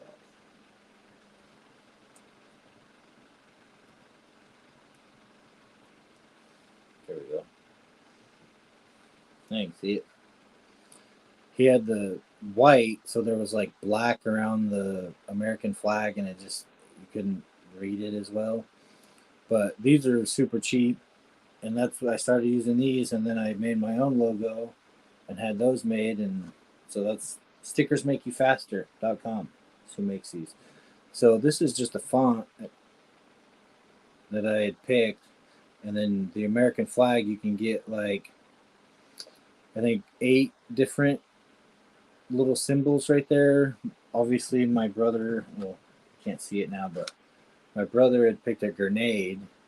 Can't hardly see it now, half of it's ripped off, but there's like a grenade, a flag, I think a Jack Skellington thing. I don't remember what else, but yeah, Stickers Make You Faster is where he got that made, and I don't think he has any more, but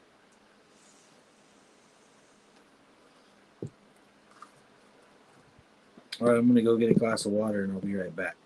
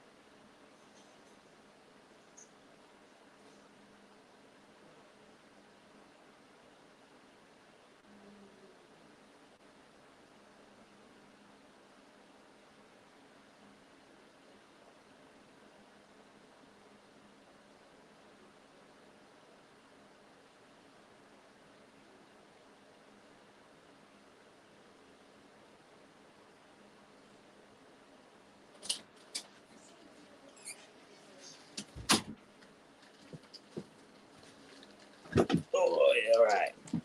Yeah, so Auntie, you were right. As I walked by, my dad's watching the news. The guy shot at Trump, or no, the Secret Service shot at him, and he took off, and they ended up catching him later in his car or something. I don't know. So yeah, crazy shit.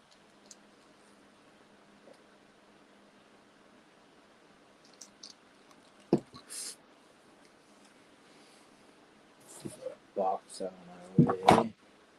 All right, time to take off the other side, clean some tires, and lube some shocks.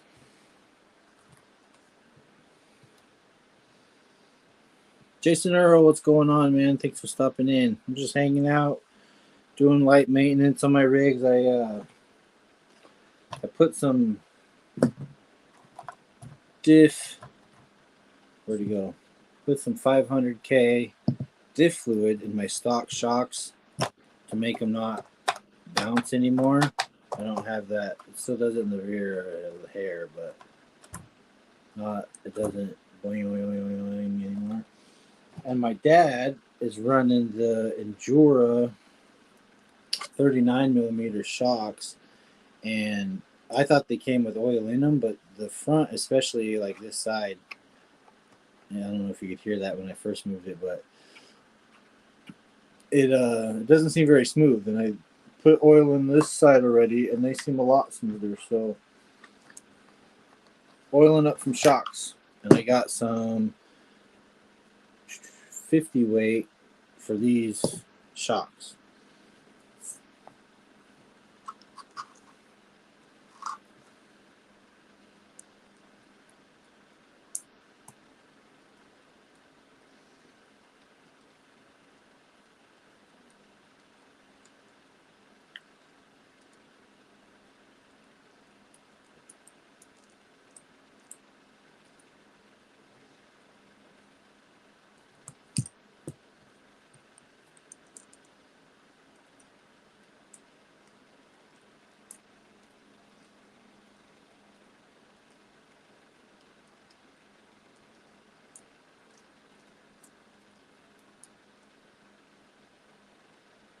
Spacer fell out by itself. I'm glad it didn't hit the floor like the other one.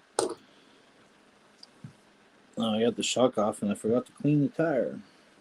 Let's do that first.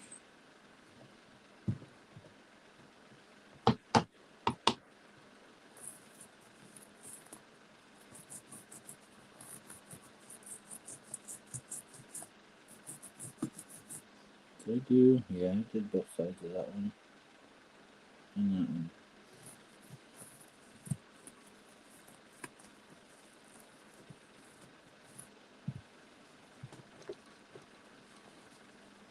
Don't shake the camera.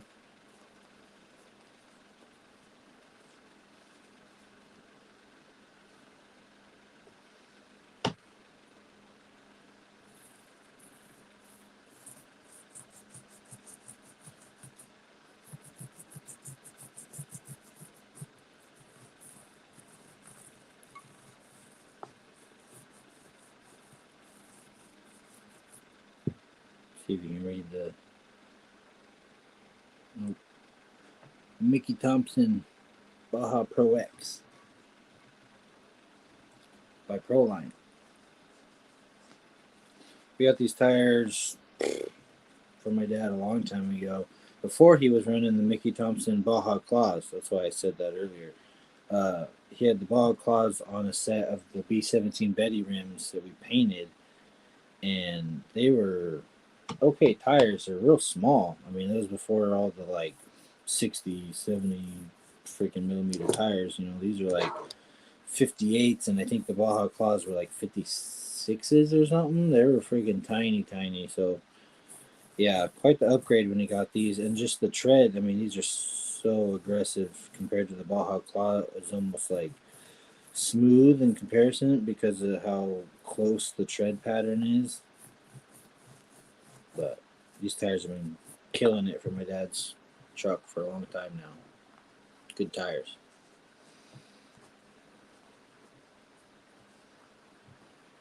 Yeah, redneck, right? It's crazy shit.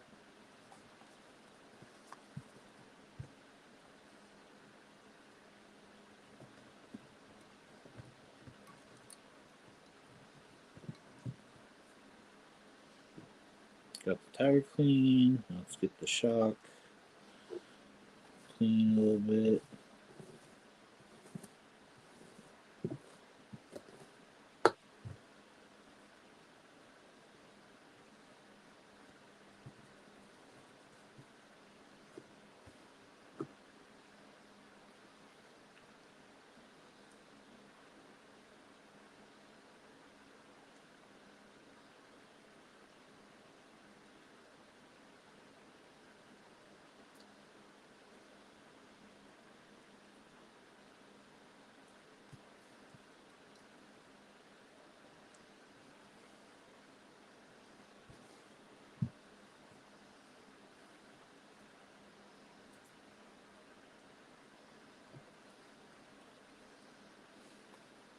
Old sock to hold the shock. Yeah, this one has oil in it, but you can like almost hear the metal on metal. So I'm hoping this thicker stuff might actually get out what's in there, so it has more chance of. Oop, and that spill. You guys see that? Thought it was the other stuff. So this one I'm gonna take a couple drops. 1, 2, and it's full. Close the lid and don't set it down like that. Cycle it. Yeah, it's gonna overfull. There we go.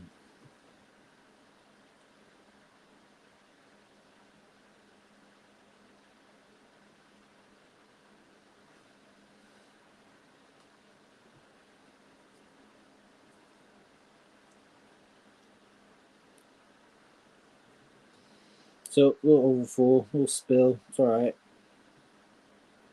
It's back on there.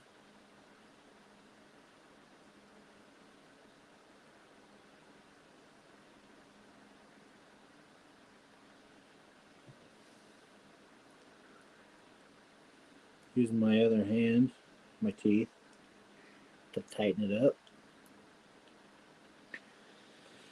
Wipe all the excess oil off of there. That's why I switched to my this thing. It's alright, this shirt is basically garbage. It was just being used as my tent scale RC cover, so it doesn't get super dusty. So this is garbage anyways. Plus I think it's like a medium, and I'm definitely not that size anymore.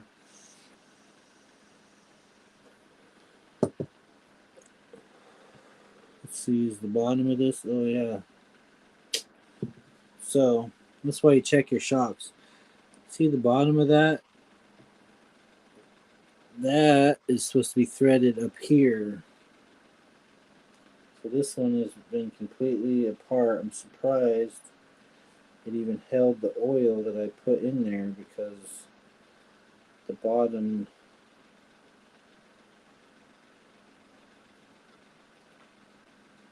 wasn't even threaded on. That must have been why it felt so loose and so screwed up too. Wasn't even put together right. Hard to tell when everything's like silver and real tiny, but gotta pay attention to that stuff.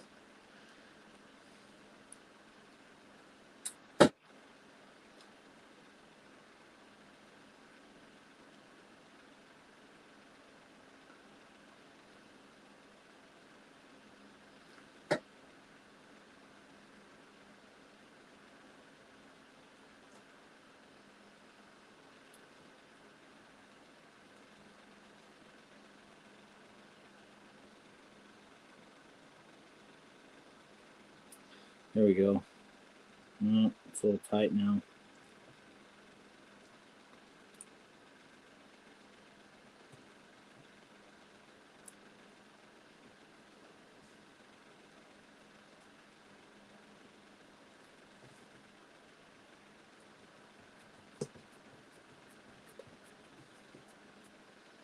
This one doesn't seem to be wanting to rebound all the way. Yeah, it's not coming all the way out, so I wonder if that's still too tight.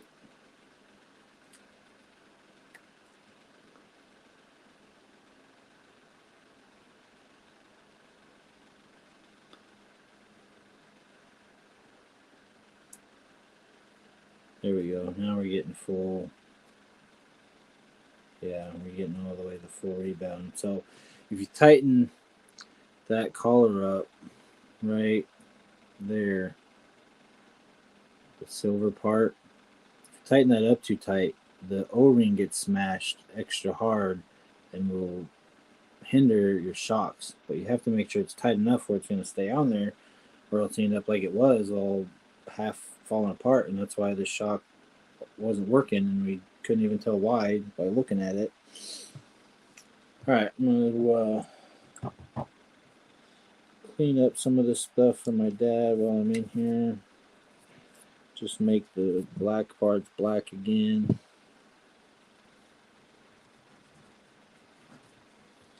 All I have in that cup, I don't know, my toothbrush is a couple inches of water in the bottom of a cup, and then like 5 squirts of simple green. Like not much, just enough to kind of, make it actually a cleaner, actually do something. All right, putting the shock back on. I'm gonna need this like this. I hope I didn't just tweak that bumper too much.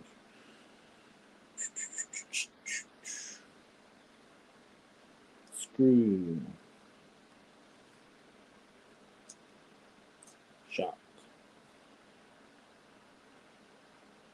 Spacer. Come right in the stock shock location.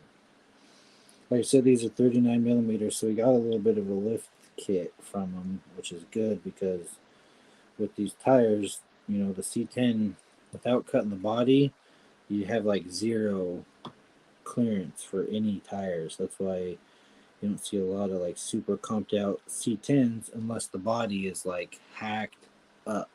Max, what's going on? I don't know if you've been watching the whole time, chilling in the background or what, but I saw you on earlier. Just putting the shock back on my dad's C10. Turn it so you guys can kind of see what I'm doing. Put some oil in them. They were definitely, one of the collars was all the way loose and hanging, so I think that's what was making it kind of grindy, and we didn't even realize it was like loose in there.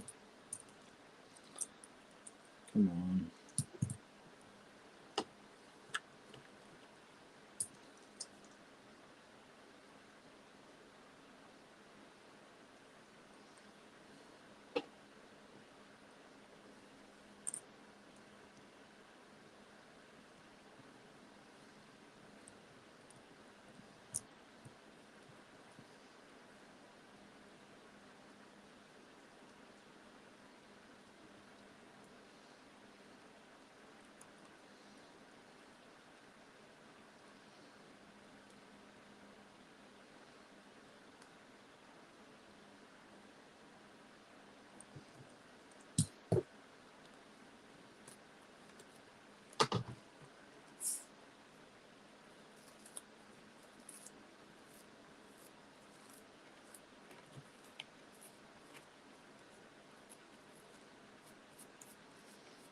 Clean off his servo and servo horn a little bit.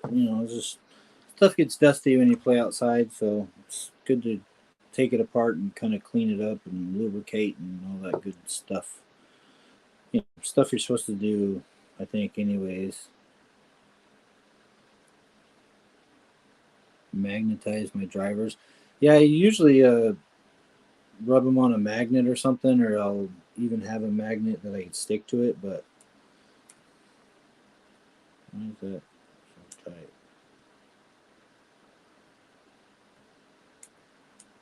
Oh, it's on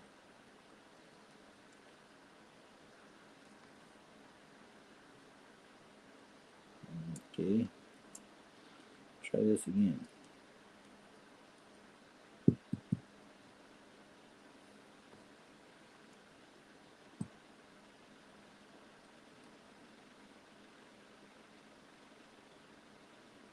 There we go. I don't know why that wouldn't go on. I guess I had it backwards. It feels a little tight.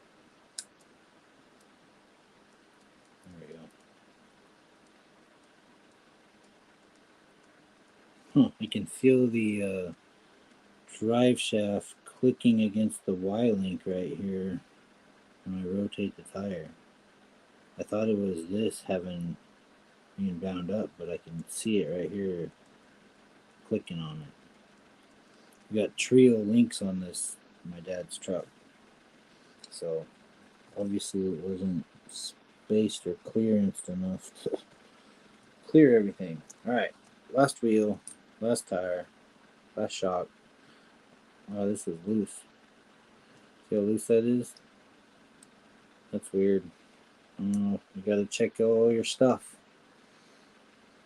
Mike, what's going on? How's the, I think you said you got a new job. How's that going?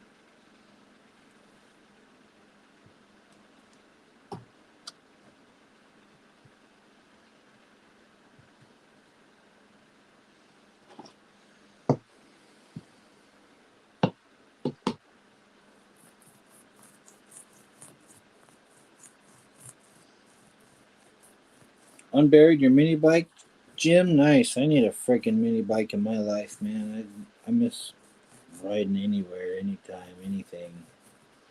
I need I need throttle therapy. I mean, RCs are fun, but it's nice to get outside and go for a nice long ride, or even just around the property in circles a couple times. You know, do something. A liquor store and it is plush, nice, like air conditioning and all that good shit. Chair to sit on, and I don't know what side I cleaned. This side still needs it.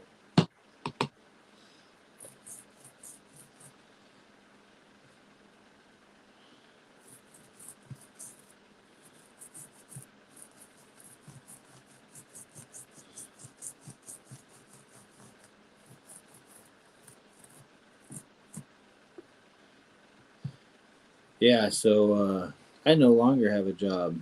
I got scammed, let basically gift cards of cash walk out the door, and lost my job over it. So don't get scammed.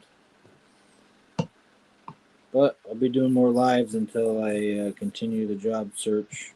You know, setback. I definitely will not be doing anything like cashier wise. Like you work at a liquor store, you like ring people up and shit. I don't like doing that. I'm not. You know, I worked like 5 hours one day, and I had like 7 people. Oh, what happened to your arm? What happened to your arm? And it's like, even a little kid. You know, I got the full from a little kid, which is normal, but and that's it's not really fun when you're at work.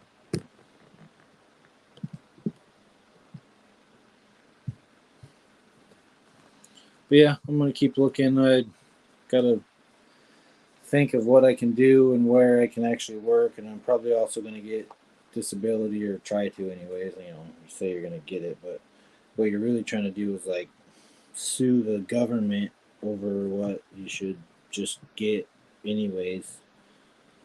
But we'll see.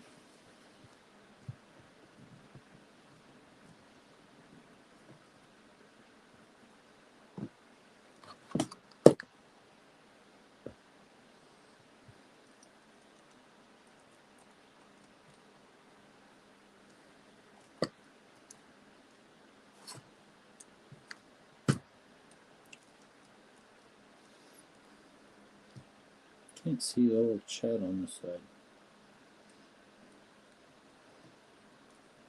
Thanks, Mike. Jim, I don't ask people what happened to their face, right? What happened to your brain? That's what I want to say.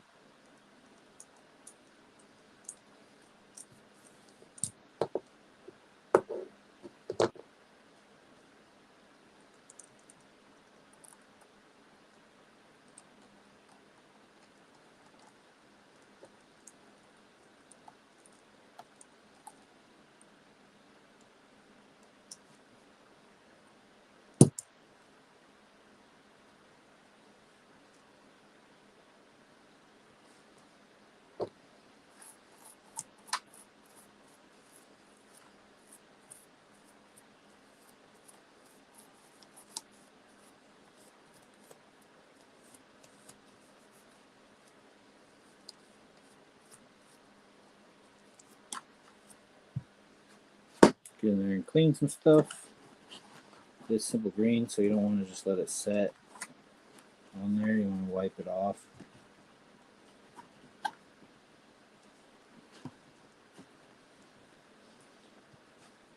Makes the blacks blacker. Nice and clean. Okay, now to take the shock apart after I scrubby it a little bit.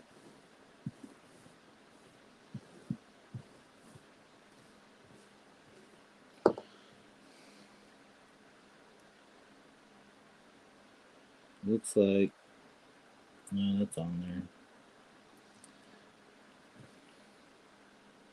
Bottom's on. Yeah.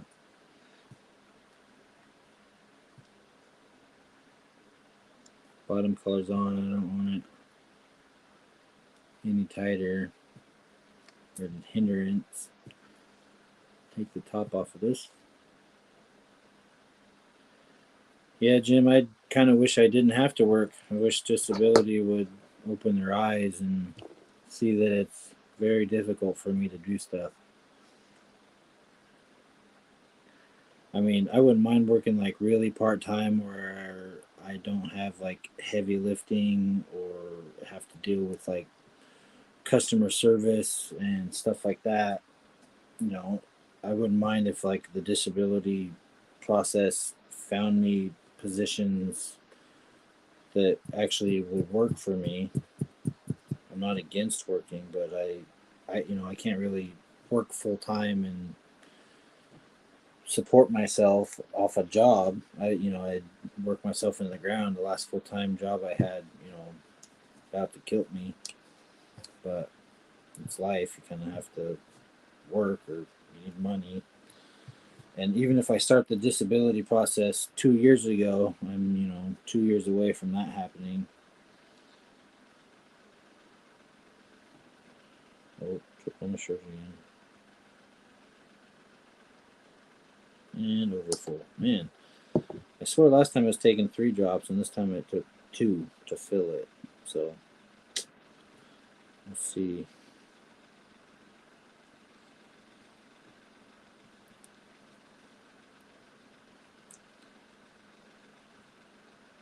There we go. Hop back on.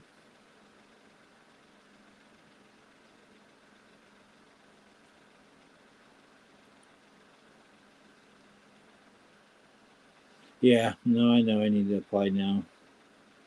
It just sucks when you lose a job. You're not really in the mood for going and finding another job. But it'll happen. Have a good day, everyone. Cheers. Going to work on my new mofo badass stuff. Nice. Nice, Max. Have fun wrenching, man. Oh, yeah. Nice and smooth now.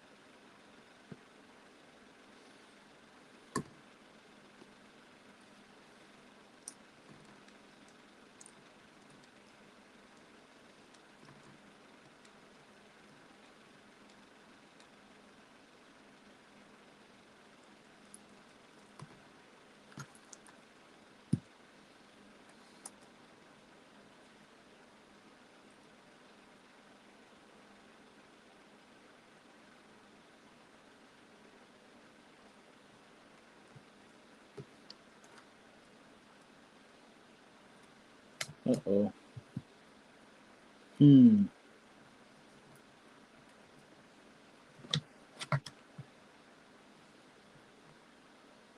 need an O-ring.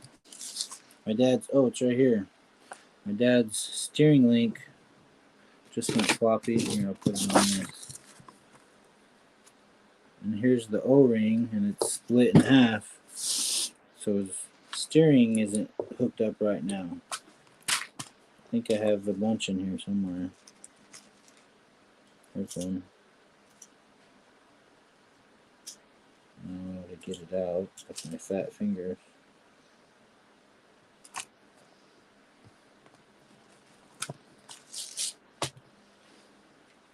So you gotta check stuff. Shit was broken. I didn't even know it.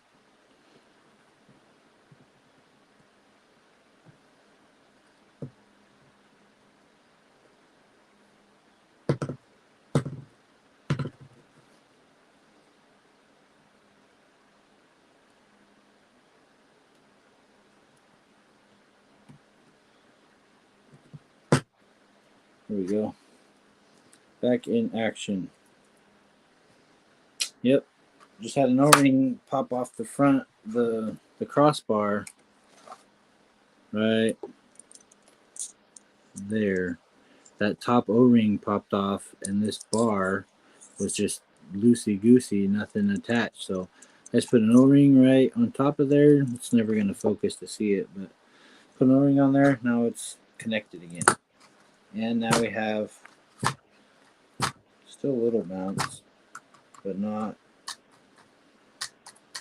as much as it was. And it's still, nice and smooth, articulating.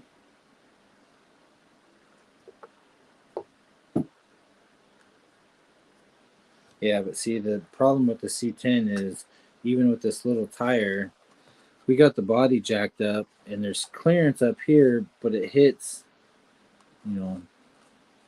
right there. And even, you turn and it gets worse.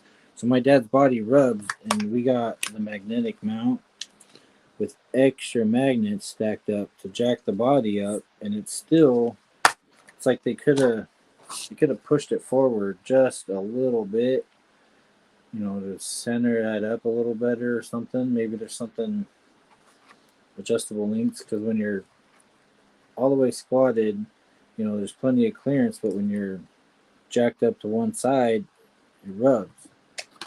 So, anyways, got the tires nice and shiny, polished up.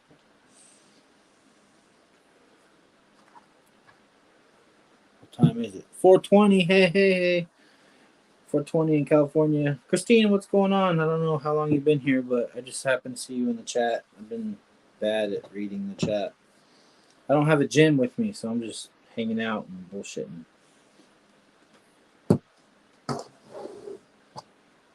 I'm gonna clean up some shit. How about put this oil everywhere? Got spots on my table now.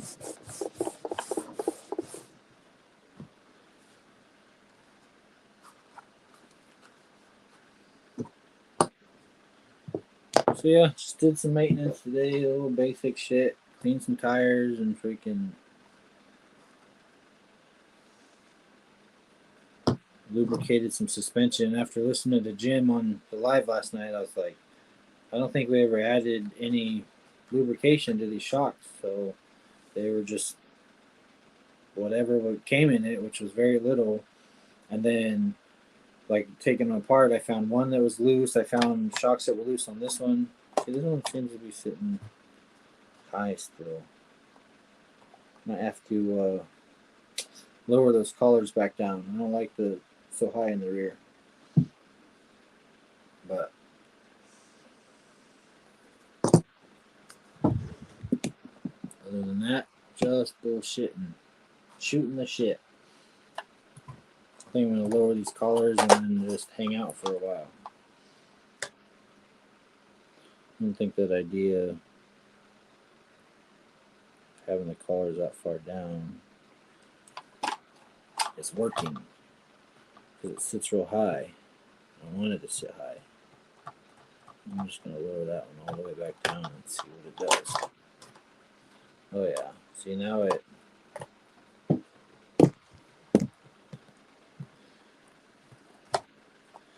it's sitting much lower and wants to stay right there rather than before it was like up here. And this side, I got this side still down a little bit, but they seem to be.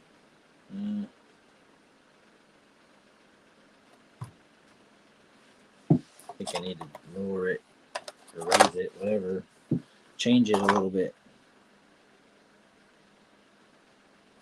Maybe right in there somewhere. Little tweaks. Too bad I don't have this cool scales and stuff like Brian's got to really tune them in. But yeah. There. See. Sitting much better now. Nowhere near the fender gap. The front is still pretty atrocious because I have the body so lifted to clear the tires. When it's actually flexed out, it still clears. But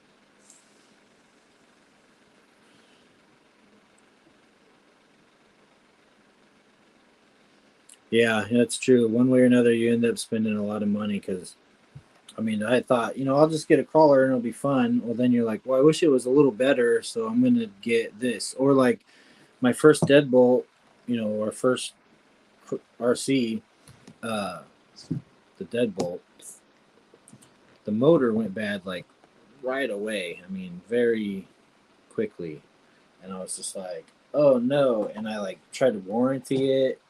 And they were like, yeah, we'll have a motor out in 3 to 7 weeks. And I'm like, shit.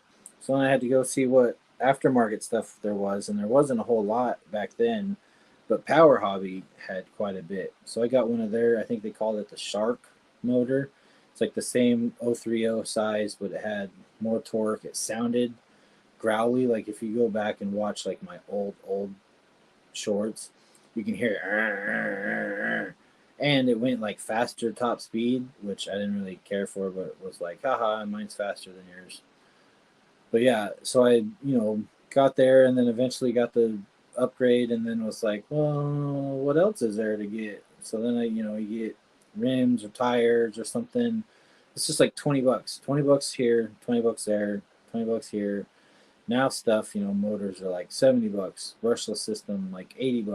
$80 here, $80 there. You're like, next thing you know, you have $300-400 into one of these freaking things.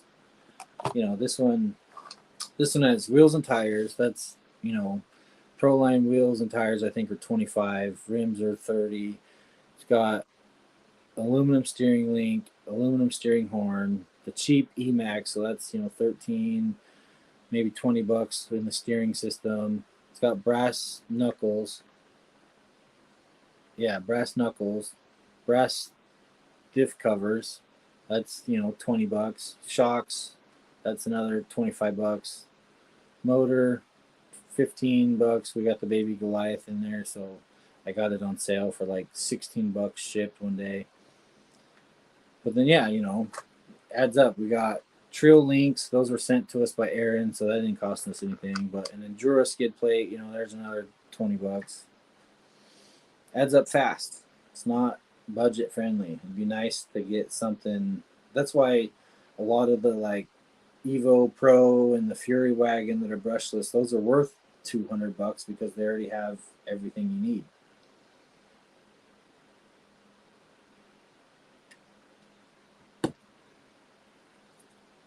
What did Christine say about $200 less?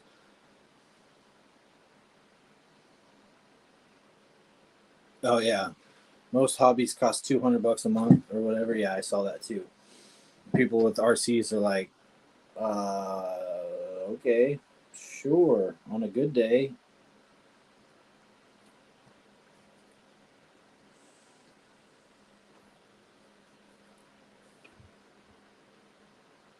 Wool has to be cheaper.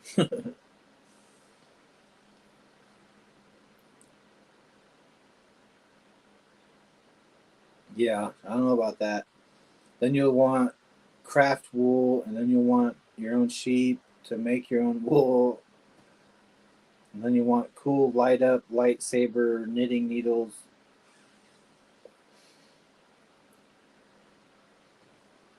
Drug addictions cost less than this hobby. Yeah. 'Cause I spend, quite a bit on THC every month. And then this is my last vape I'm ever buying. I'm gonna quit these, so that'll be RC budget unless I need it for food. But these are like $27 a pop. They're not cheap, so twice a month, that's $50. I could spend that on RC car stuff. This front tire's not looking clean still. These ones, nice and clean, nice and clean, nice and clean. Still has brown. So I'm not even going to take it off, but I'm going to scrub this one again.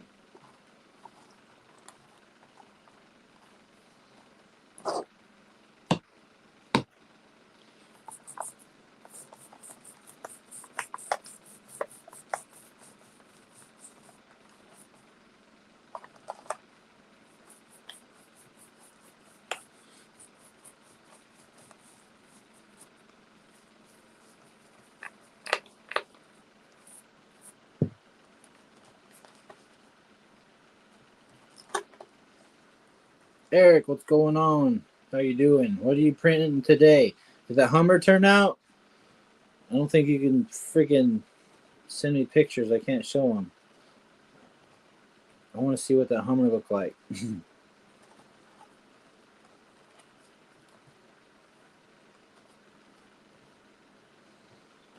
There, now it's nice and clean and black again.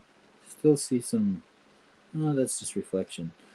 But yeah, clean. And that one looks dirty in comparison, but it's all right.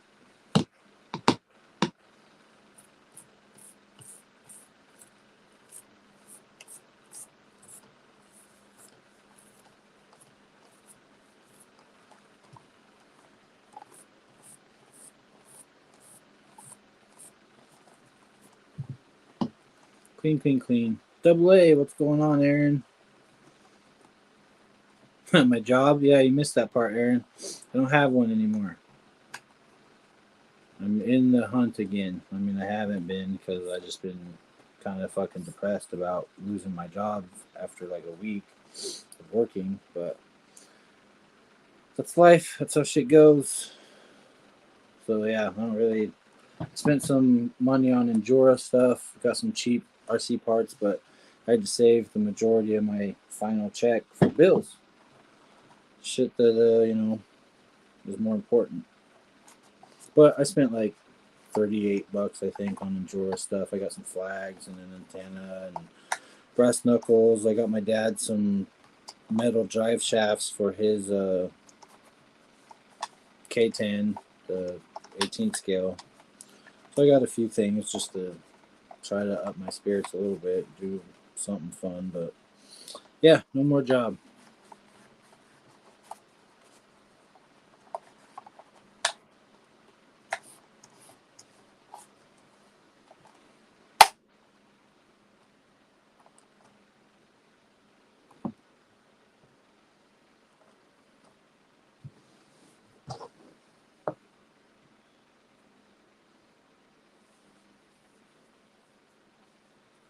$38, not bad. For which? Hummer had some issues that are not repaired and ready to print, LOL, but not too shabby.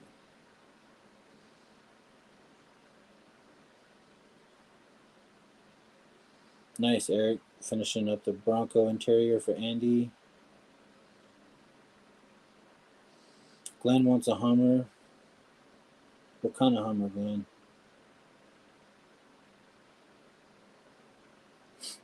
Double A says, not sure if it's the Hummer you want.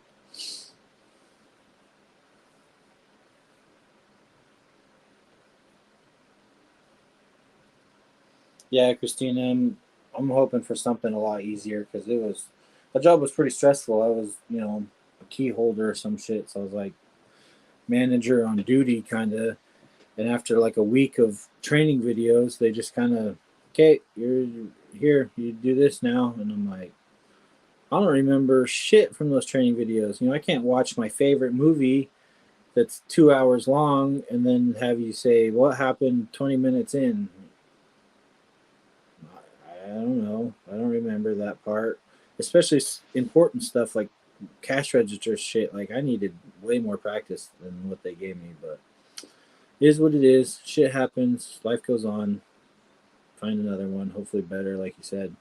Even if it's just better, less stressful, I'll be happy. I don't, I think I was making barely 15 cents over or 50 cents over minimum wage. So it's not like I was making big bucks. Rocky Mountain Bashers, what's going on? From Ogden, Utah. Hey, hey.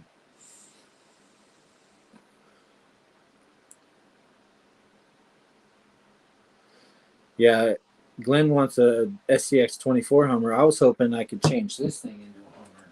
I want it to fit the 18th scale because I want to change this, but then it has the light kit. It has all the scale stuff. It pulls the trailer. It's waterproof. I play in the mud with it, so it'll probably just stay what it is. But I thought it would be cool to see it as a Hummer or something. Oh, I'm getting a light bar for this too. That's the other thing I got from Endura. The big 4 across or 5 across square lights. They say they're for the Defender. I don't know where or how you put a hole in the roof for the wires to go through. And then I had to get a splitter because I realized I already had the light kit and the bumper fog lights. So I got the splitter so that I could run the light bar lights with the fog lights and still have the light kit do all of its functions, because it can do the hazard lights and all that stuff.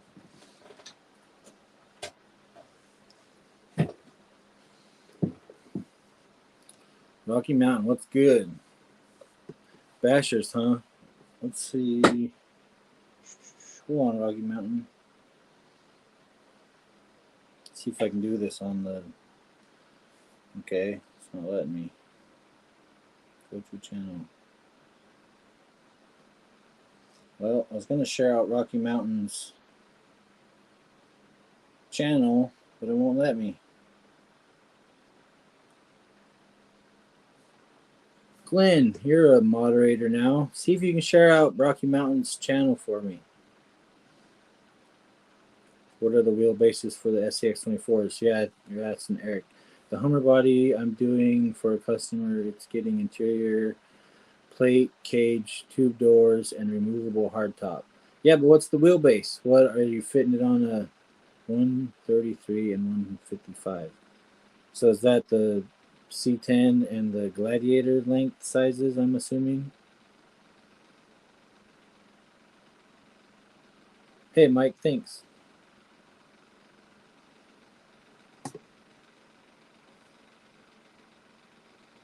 See if I can actually hit the link. There, well, let me go to that.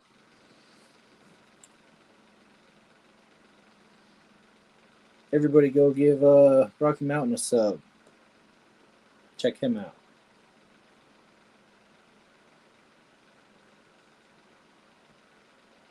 Subscribe.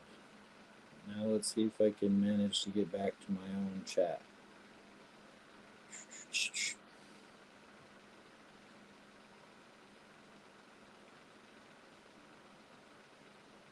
Why can't I donate to your channel? I want to bless this Friday. Was blessed this Friday. Know where to click it, Denny. I got my PayPal and some other link in my description, Sleek. I'm not monetized yet, so I don't have super chats or anything like James or Kev. But I have my PayPal and my Cash App, I think, in my description.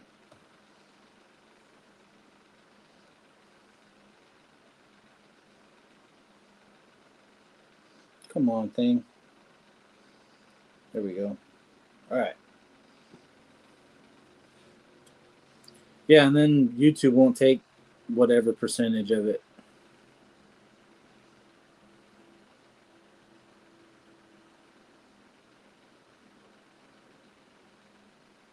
Sweet. And get another. I'll use that for. I don't have my deadbolt in here, so my deadbolt. I don't know if you watch Nath's RC Remedies channel, Sleek. He's got his Boba Fett deadbolt where the helmet turns with the wheels, and then he also has a C10 with, I think it's Uncle Si from the Ducks show. I don't remember. But so you wire a servo, and then like I have a bunch of stock servos that I could just like hot glue a post to or something. I was thinking about doing it on this guy too, because his head's a little tilted forward and he has quite a bit of neck left. So I could hollow that out and then make the head turn with the wheels. So I'm going to get a couple of Y links for the servos to try to get some moving heads. And then I'm going to have to figure out how to mount a servo underneath there, lined up right. I might just kind of glob some hot glue around it once I have it in position. But there's my driver that I got off from a $5 toy. It came with a dinosaur. It's just got a red hat. He's got like a head set on, but it's not painted, so you can't really tell. And then my guy's packing heat. Got my nice big revolver on the center console. But yeah, I think it'd be cool if I could straighten his head out a little, lower it, and then make it turn with the wheels. That's what I want to try to do next. I think it'd be awesome in videos and stuff, watching the people turn. Because I've seen some RC videos where the guy's like hanging out and like cranking the wheel and everything and looking around. It's like, man, that'd be awesome. But just the head turning, off another servo would be cool enough for me for now. If I get it figured out, I really want to do it to my tent scale too. Like put a little tiny, SCX 24 servo all the way up where the head goes, just glue it into position and have my tent scale guy move without having to run like a full other, 10 scale servo. But yeah, I'm going to get a set of those Ys either off Amazon or on Endura, or I think Mofo has them too. So maybe I'll hit up Mofo. There's something else I wanted from Mofo. I think just like something for the TRX 4M, some brass knuckles or knuckles, whatever they are, C-hubs on that thing. I miss Rocky Mountains post. I try to post when I have time. Unfortunately, I live at work, no joke. I'm at work more than I'm at home. Utah is not cheap anyway. Thank everyone. Always try to support my fellow RC enthusiasts. Heck yeah, Rocky Mountain. Like I said, go give him a follow. I seen he had some bashes on there. It looked like an Arma something with a bunch of anodized red goodness. I didn't really get to see anything. I just gave you a subscribe. I'll check you out later. But yeah, it's good seeing new faces pop in the community and hang out and shoot the shit. Sleek's taking off. All right, Sleek, take it easy, man. Americans and guns. You know it. Yeah, I might trigger people if I buy from Endura. I made my order because there was like they were having a sale or something, and then the same time, Mofo just came out with drive shafts, but I don't think he has the TRX 4M ones, just the 24 scale ones. And I was trying to get something from my dad's TRX 4M. So I thought, hey, these metal drive shafts, that'll work. Denny went from making $14.79 to $16.50 plus tips and bonuses. Nice. Yeah, see, I was making $16.50 here, but I didn't think it was worth the responsibility they were giving me. So it's also California, and my gas, is $4.50 right now or some shit. Oh, I lost my live chat video. But yeah, even if I can make minimum wage, I don't want to go work fast food. Minimum wage fast food in California is like $20 an hour, but I don't want to do that either. I don't think I could flip and stack and build burgers or burritos or tacos or anything proficiently enough with one hand, and fast enough as fast food wants it done. What's going on with this thing?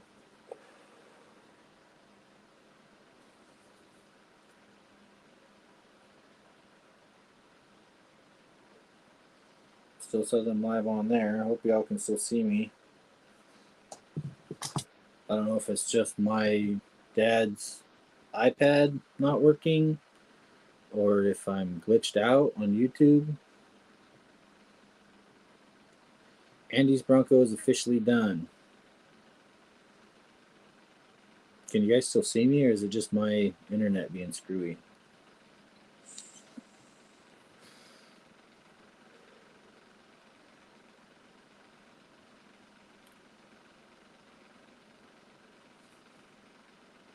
Still here. All right. Well, my laptop's still going. I can still see the chat, I think. Nope. Yeah. You're live. I can see you. Yeah. So I can still see the chat, but I can't see myself. So whatever.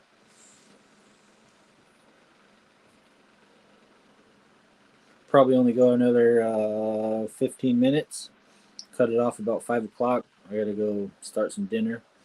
And then I hope Jason or Jim will do spontaneous. I don't know about Jim. He might be tired after cleaning all day. But Jason said he might do a spontaneous tonight. So we'll see.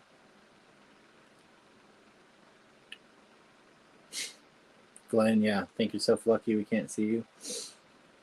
Glenn's the troll under the bridge.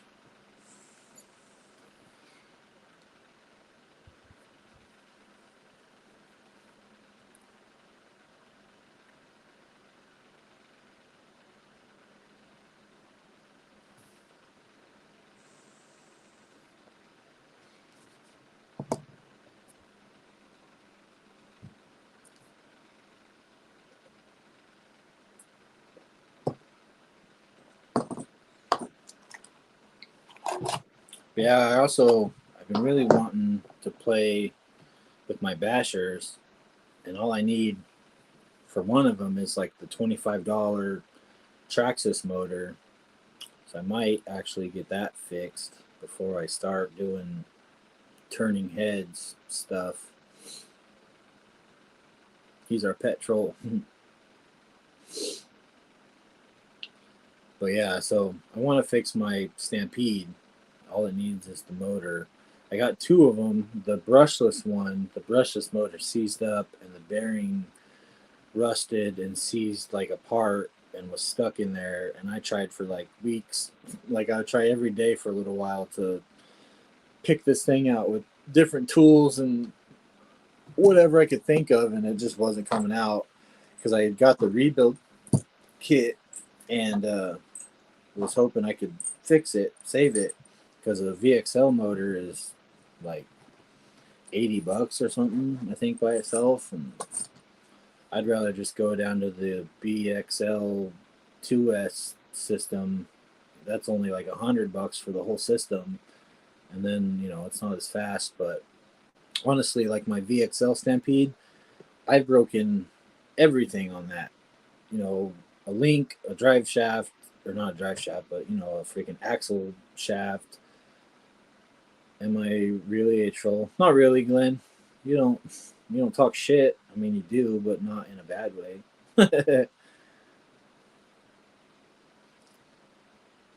But yeah, I mean, I would break everything because it would jump, 6 times as far. It was way faster. The brush Traxxas hits like 25 or something, maybe 30 with the high speed gear, and the VXL is doing 50. So everything you hit, you're going a million times faster.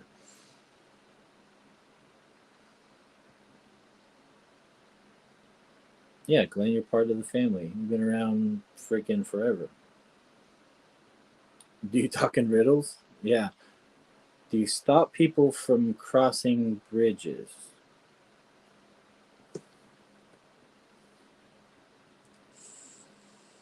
It'd be funny if you worked at a toll booth or something.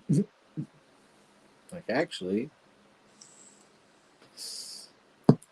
But yeah, we haven't got out the 10 scale bashers because I could play with my dad's slash or whatever, but it's funner when you both have your own rig. You're like racing or like, oh, I did the jump, you should hit it this way, or whatever. We got a dirt oval track that's half grown over with grass now because we haven't been playing on it. We don't have a riding mower anymore to drag it, so I don't know what we're gonna do to kill the grass. Most of it's still dirt and rock, which is good, but I can't wait to get the rally car from Corey out there. I'm gonna have to cut up some grass and make the track look real nice for it, so I can film it and make an awesome video. I was also thinking about taking it to the river park, because a nice trail will look, kind of like a rally road almost. So, Dan the man, what's going on? What size motor do I need? I need to tighten the one that comes stock in the brushed slashes or whatever. I think it's the 25 turn or 12 turn, the Titan one, the $25 one from Traxxas.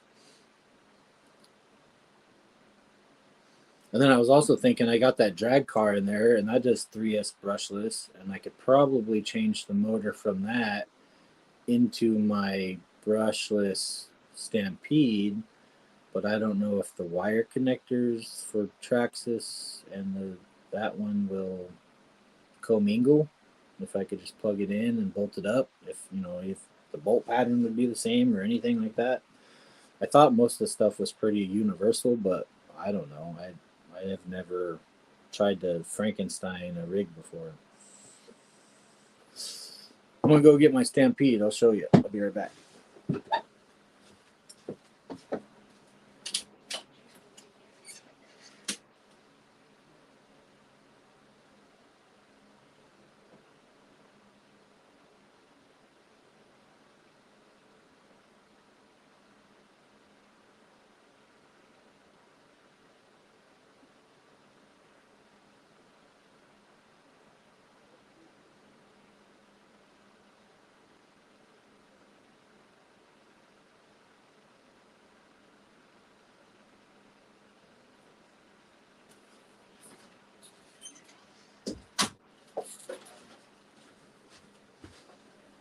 Oh, here's my dusty. Look how dirty this thing is.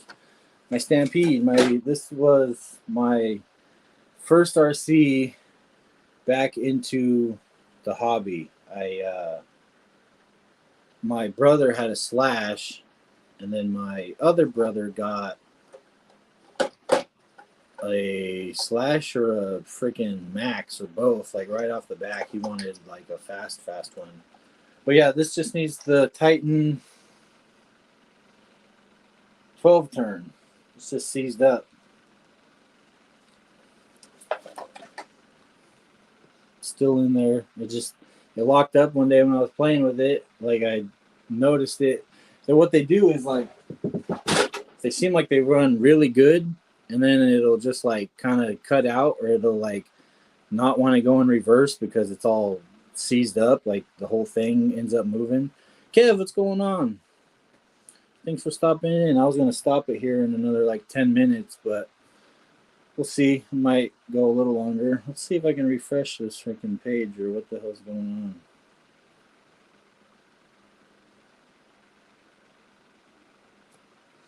Anyways, I can still see the chat. Just popped in to say hi. What's going on, man? Hope you're having a good Sunday.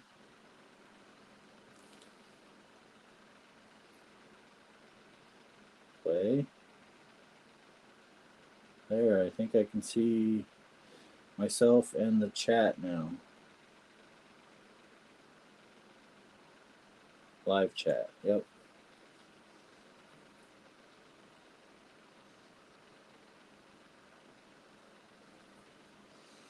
Yeah, lounging around. Yeah, figured I'd do some maintenance and some cleaning and stuff on my rigs, and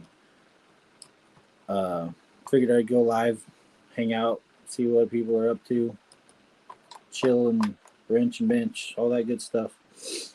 Yeah, I'll probably call it in another 10 minutes or so, but just because I'm out of stuff to talk about and do for now.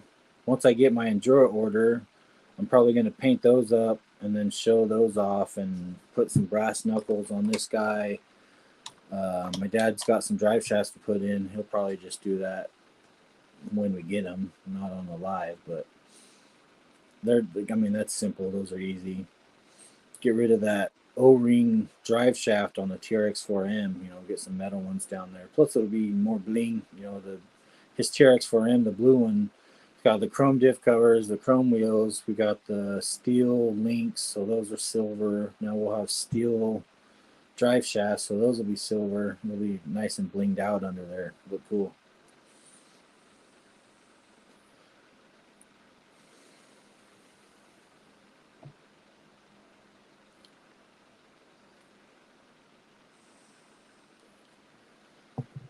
Yep, other than that, just chilling. I'll probably go drive this here in a little bit. I think I already filmed with this one lately, but maybe I'll test my dad's suspension too and see if he likes it, or we need to drain all the oil out. But yeah, I'm hoping they aren't so bouncy in the videos and stuff, because even in slow motion you can see the body doing this thing, and natural rigs don't quite bounce that much. They'll lumber over rocks, but they don't wiggle. Plus, it's a lot better now, but the body, isn't super secure. It is, but it's just Velcro in the front, so it's not like it's gonna not move like the magnet ones. Those bodies ain't moving. Jim, I'm still here. Yep. I'm gonna go off in about 5 minutes, just hanging out. I gotta start dinner. I was hoping you or Jason were gonna go live around 6 or 7 my time, another 2 hours or so. Figured you might be tired from doing cleaning. Do slow motion videos.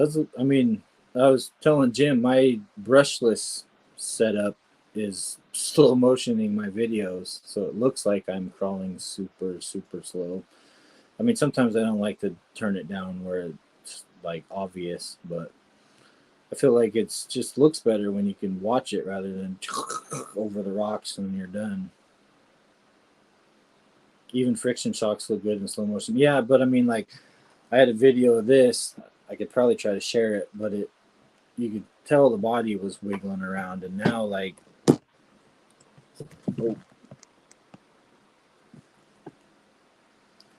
now when I move it, there's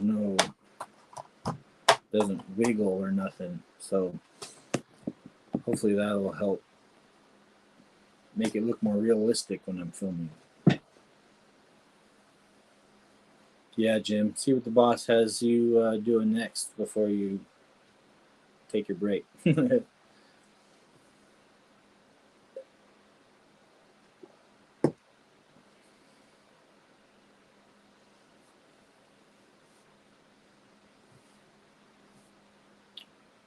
I wonder if I can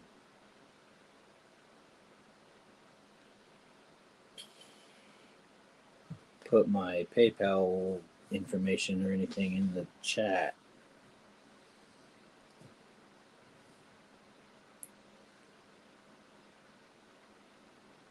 Cash App would be even better. I got a Cash App debit card or PayPal. So Genial, PayPal. If I can get the chat back up now.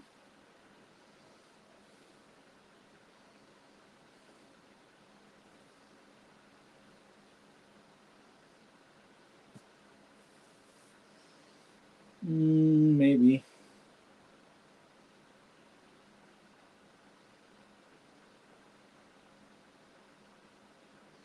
Jim needs major bench time.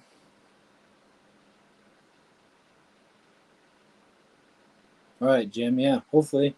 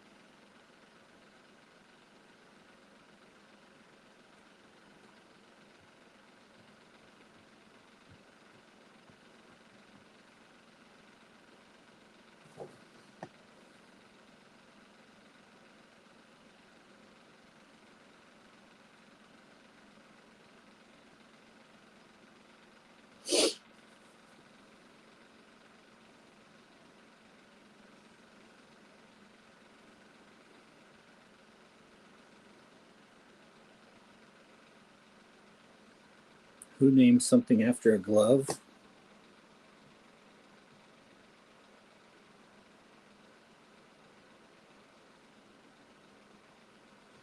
Yeah, Jim needs a person to read comments so he can wrench.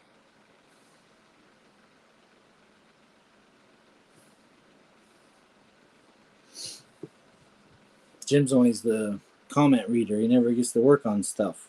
I think last time he actually finished something, though.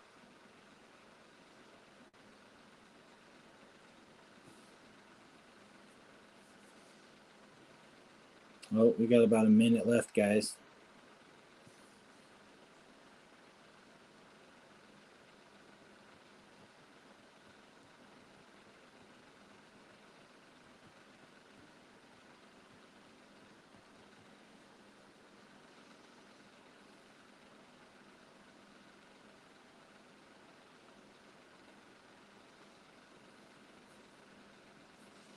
Tablet's being real slow. I'm trying to get my Cash App and PayPal information in the chat for you guys. And if you want to support the channel, I will definitely use it for RC stuff. Like I said, I need a motor for my Stampede. I could use some Y splitters for some moving SCX24 heads would be cool. Sent me the cash for the motor. Sweet. On which thing? Jason Earl, I appreciate that. My phone's being used for live stream, so I can't check it out right now, but I really appreciate that, man. It's awesome. I've been wanting to get that thing back up and running, and then I had a job, thought I had an RC budget, and then stuff doesn't work out. So, like I said, really appreciate that. It's awesome. Cash App. Sweet. I can use that right away, man. I will order that motor up, and when I get it, I'll probably do a live install. So that's awesome. It's pretty easy there. I just haven't done it for like a year, I think. I feel like that thing's been broken now. Damn, I'm gonna have to look. If you go back to my shorts, you'll see. I mean, it's all been crawler stuff lately, but I used to mix in the big bashers all the time. You know, drifting and doing donuts and jumping and crashing and shit. But yeah, I miss doing all that. So yeah, much appreciated, man. I will get after that. It'll be ordered like today. All right, and I went a minute past, so I will see you guys later. Take it easy. Thank you all for watching. I will be doing more lives, I think, so much appreciated, man. See you all next time. Peace.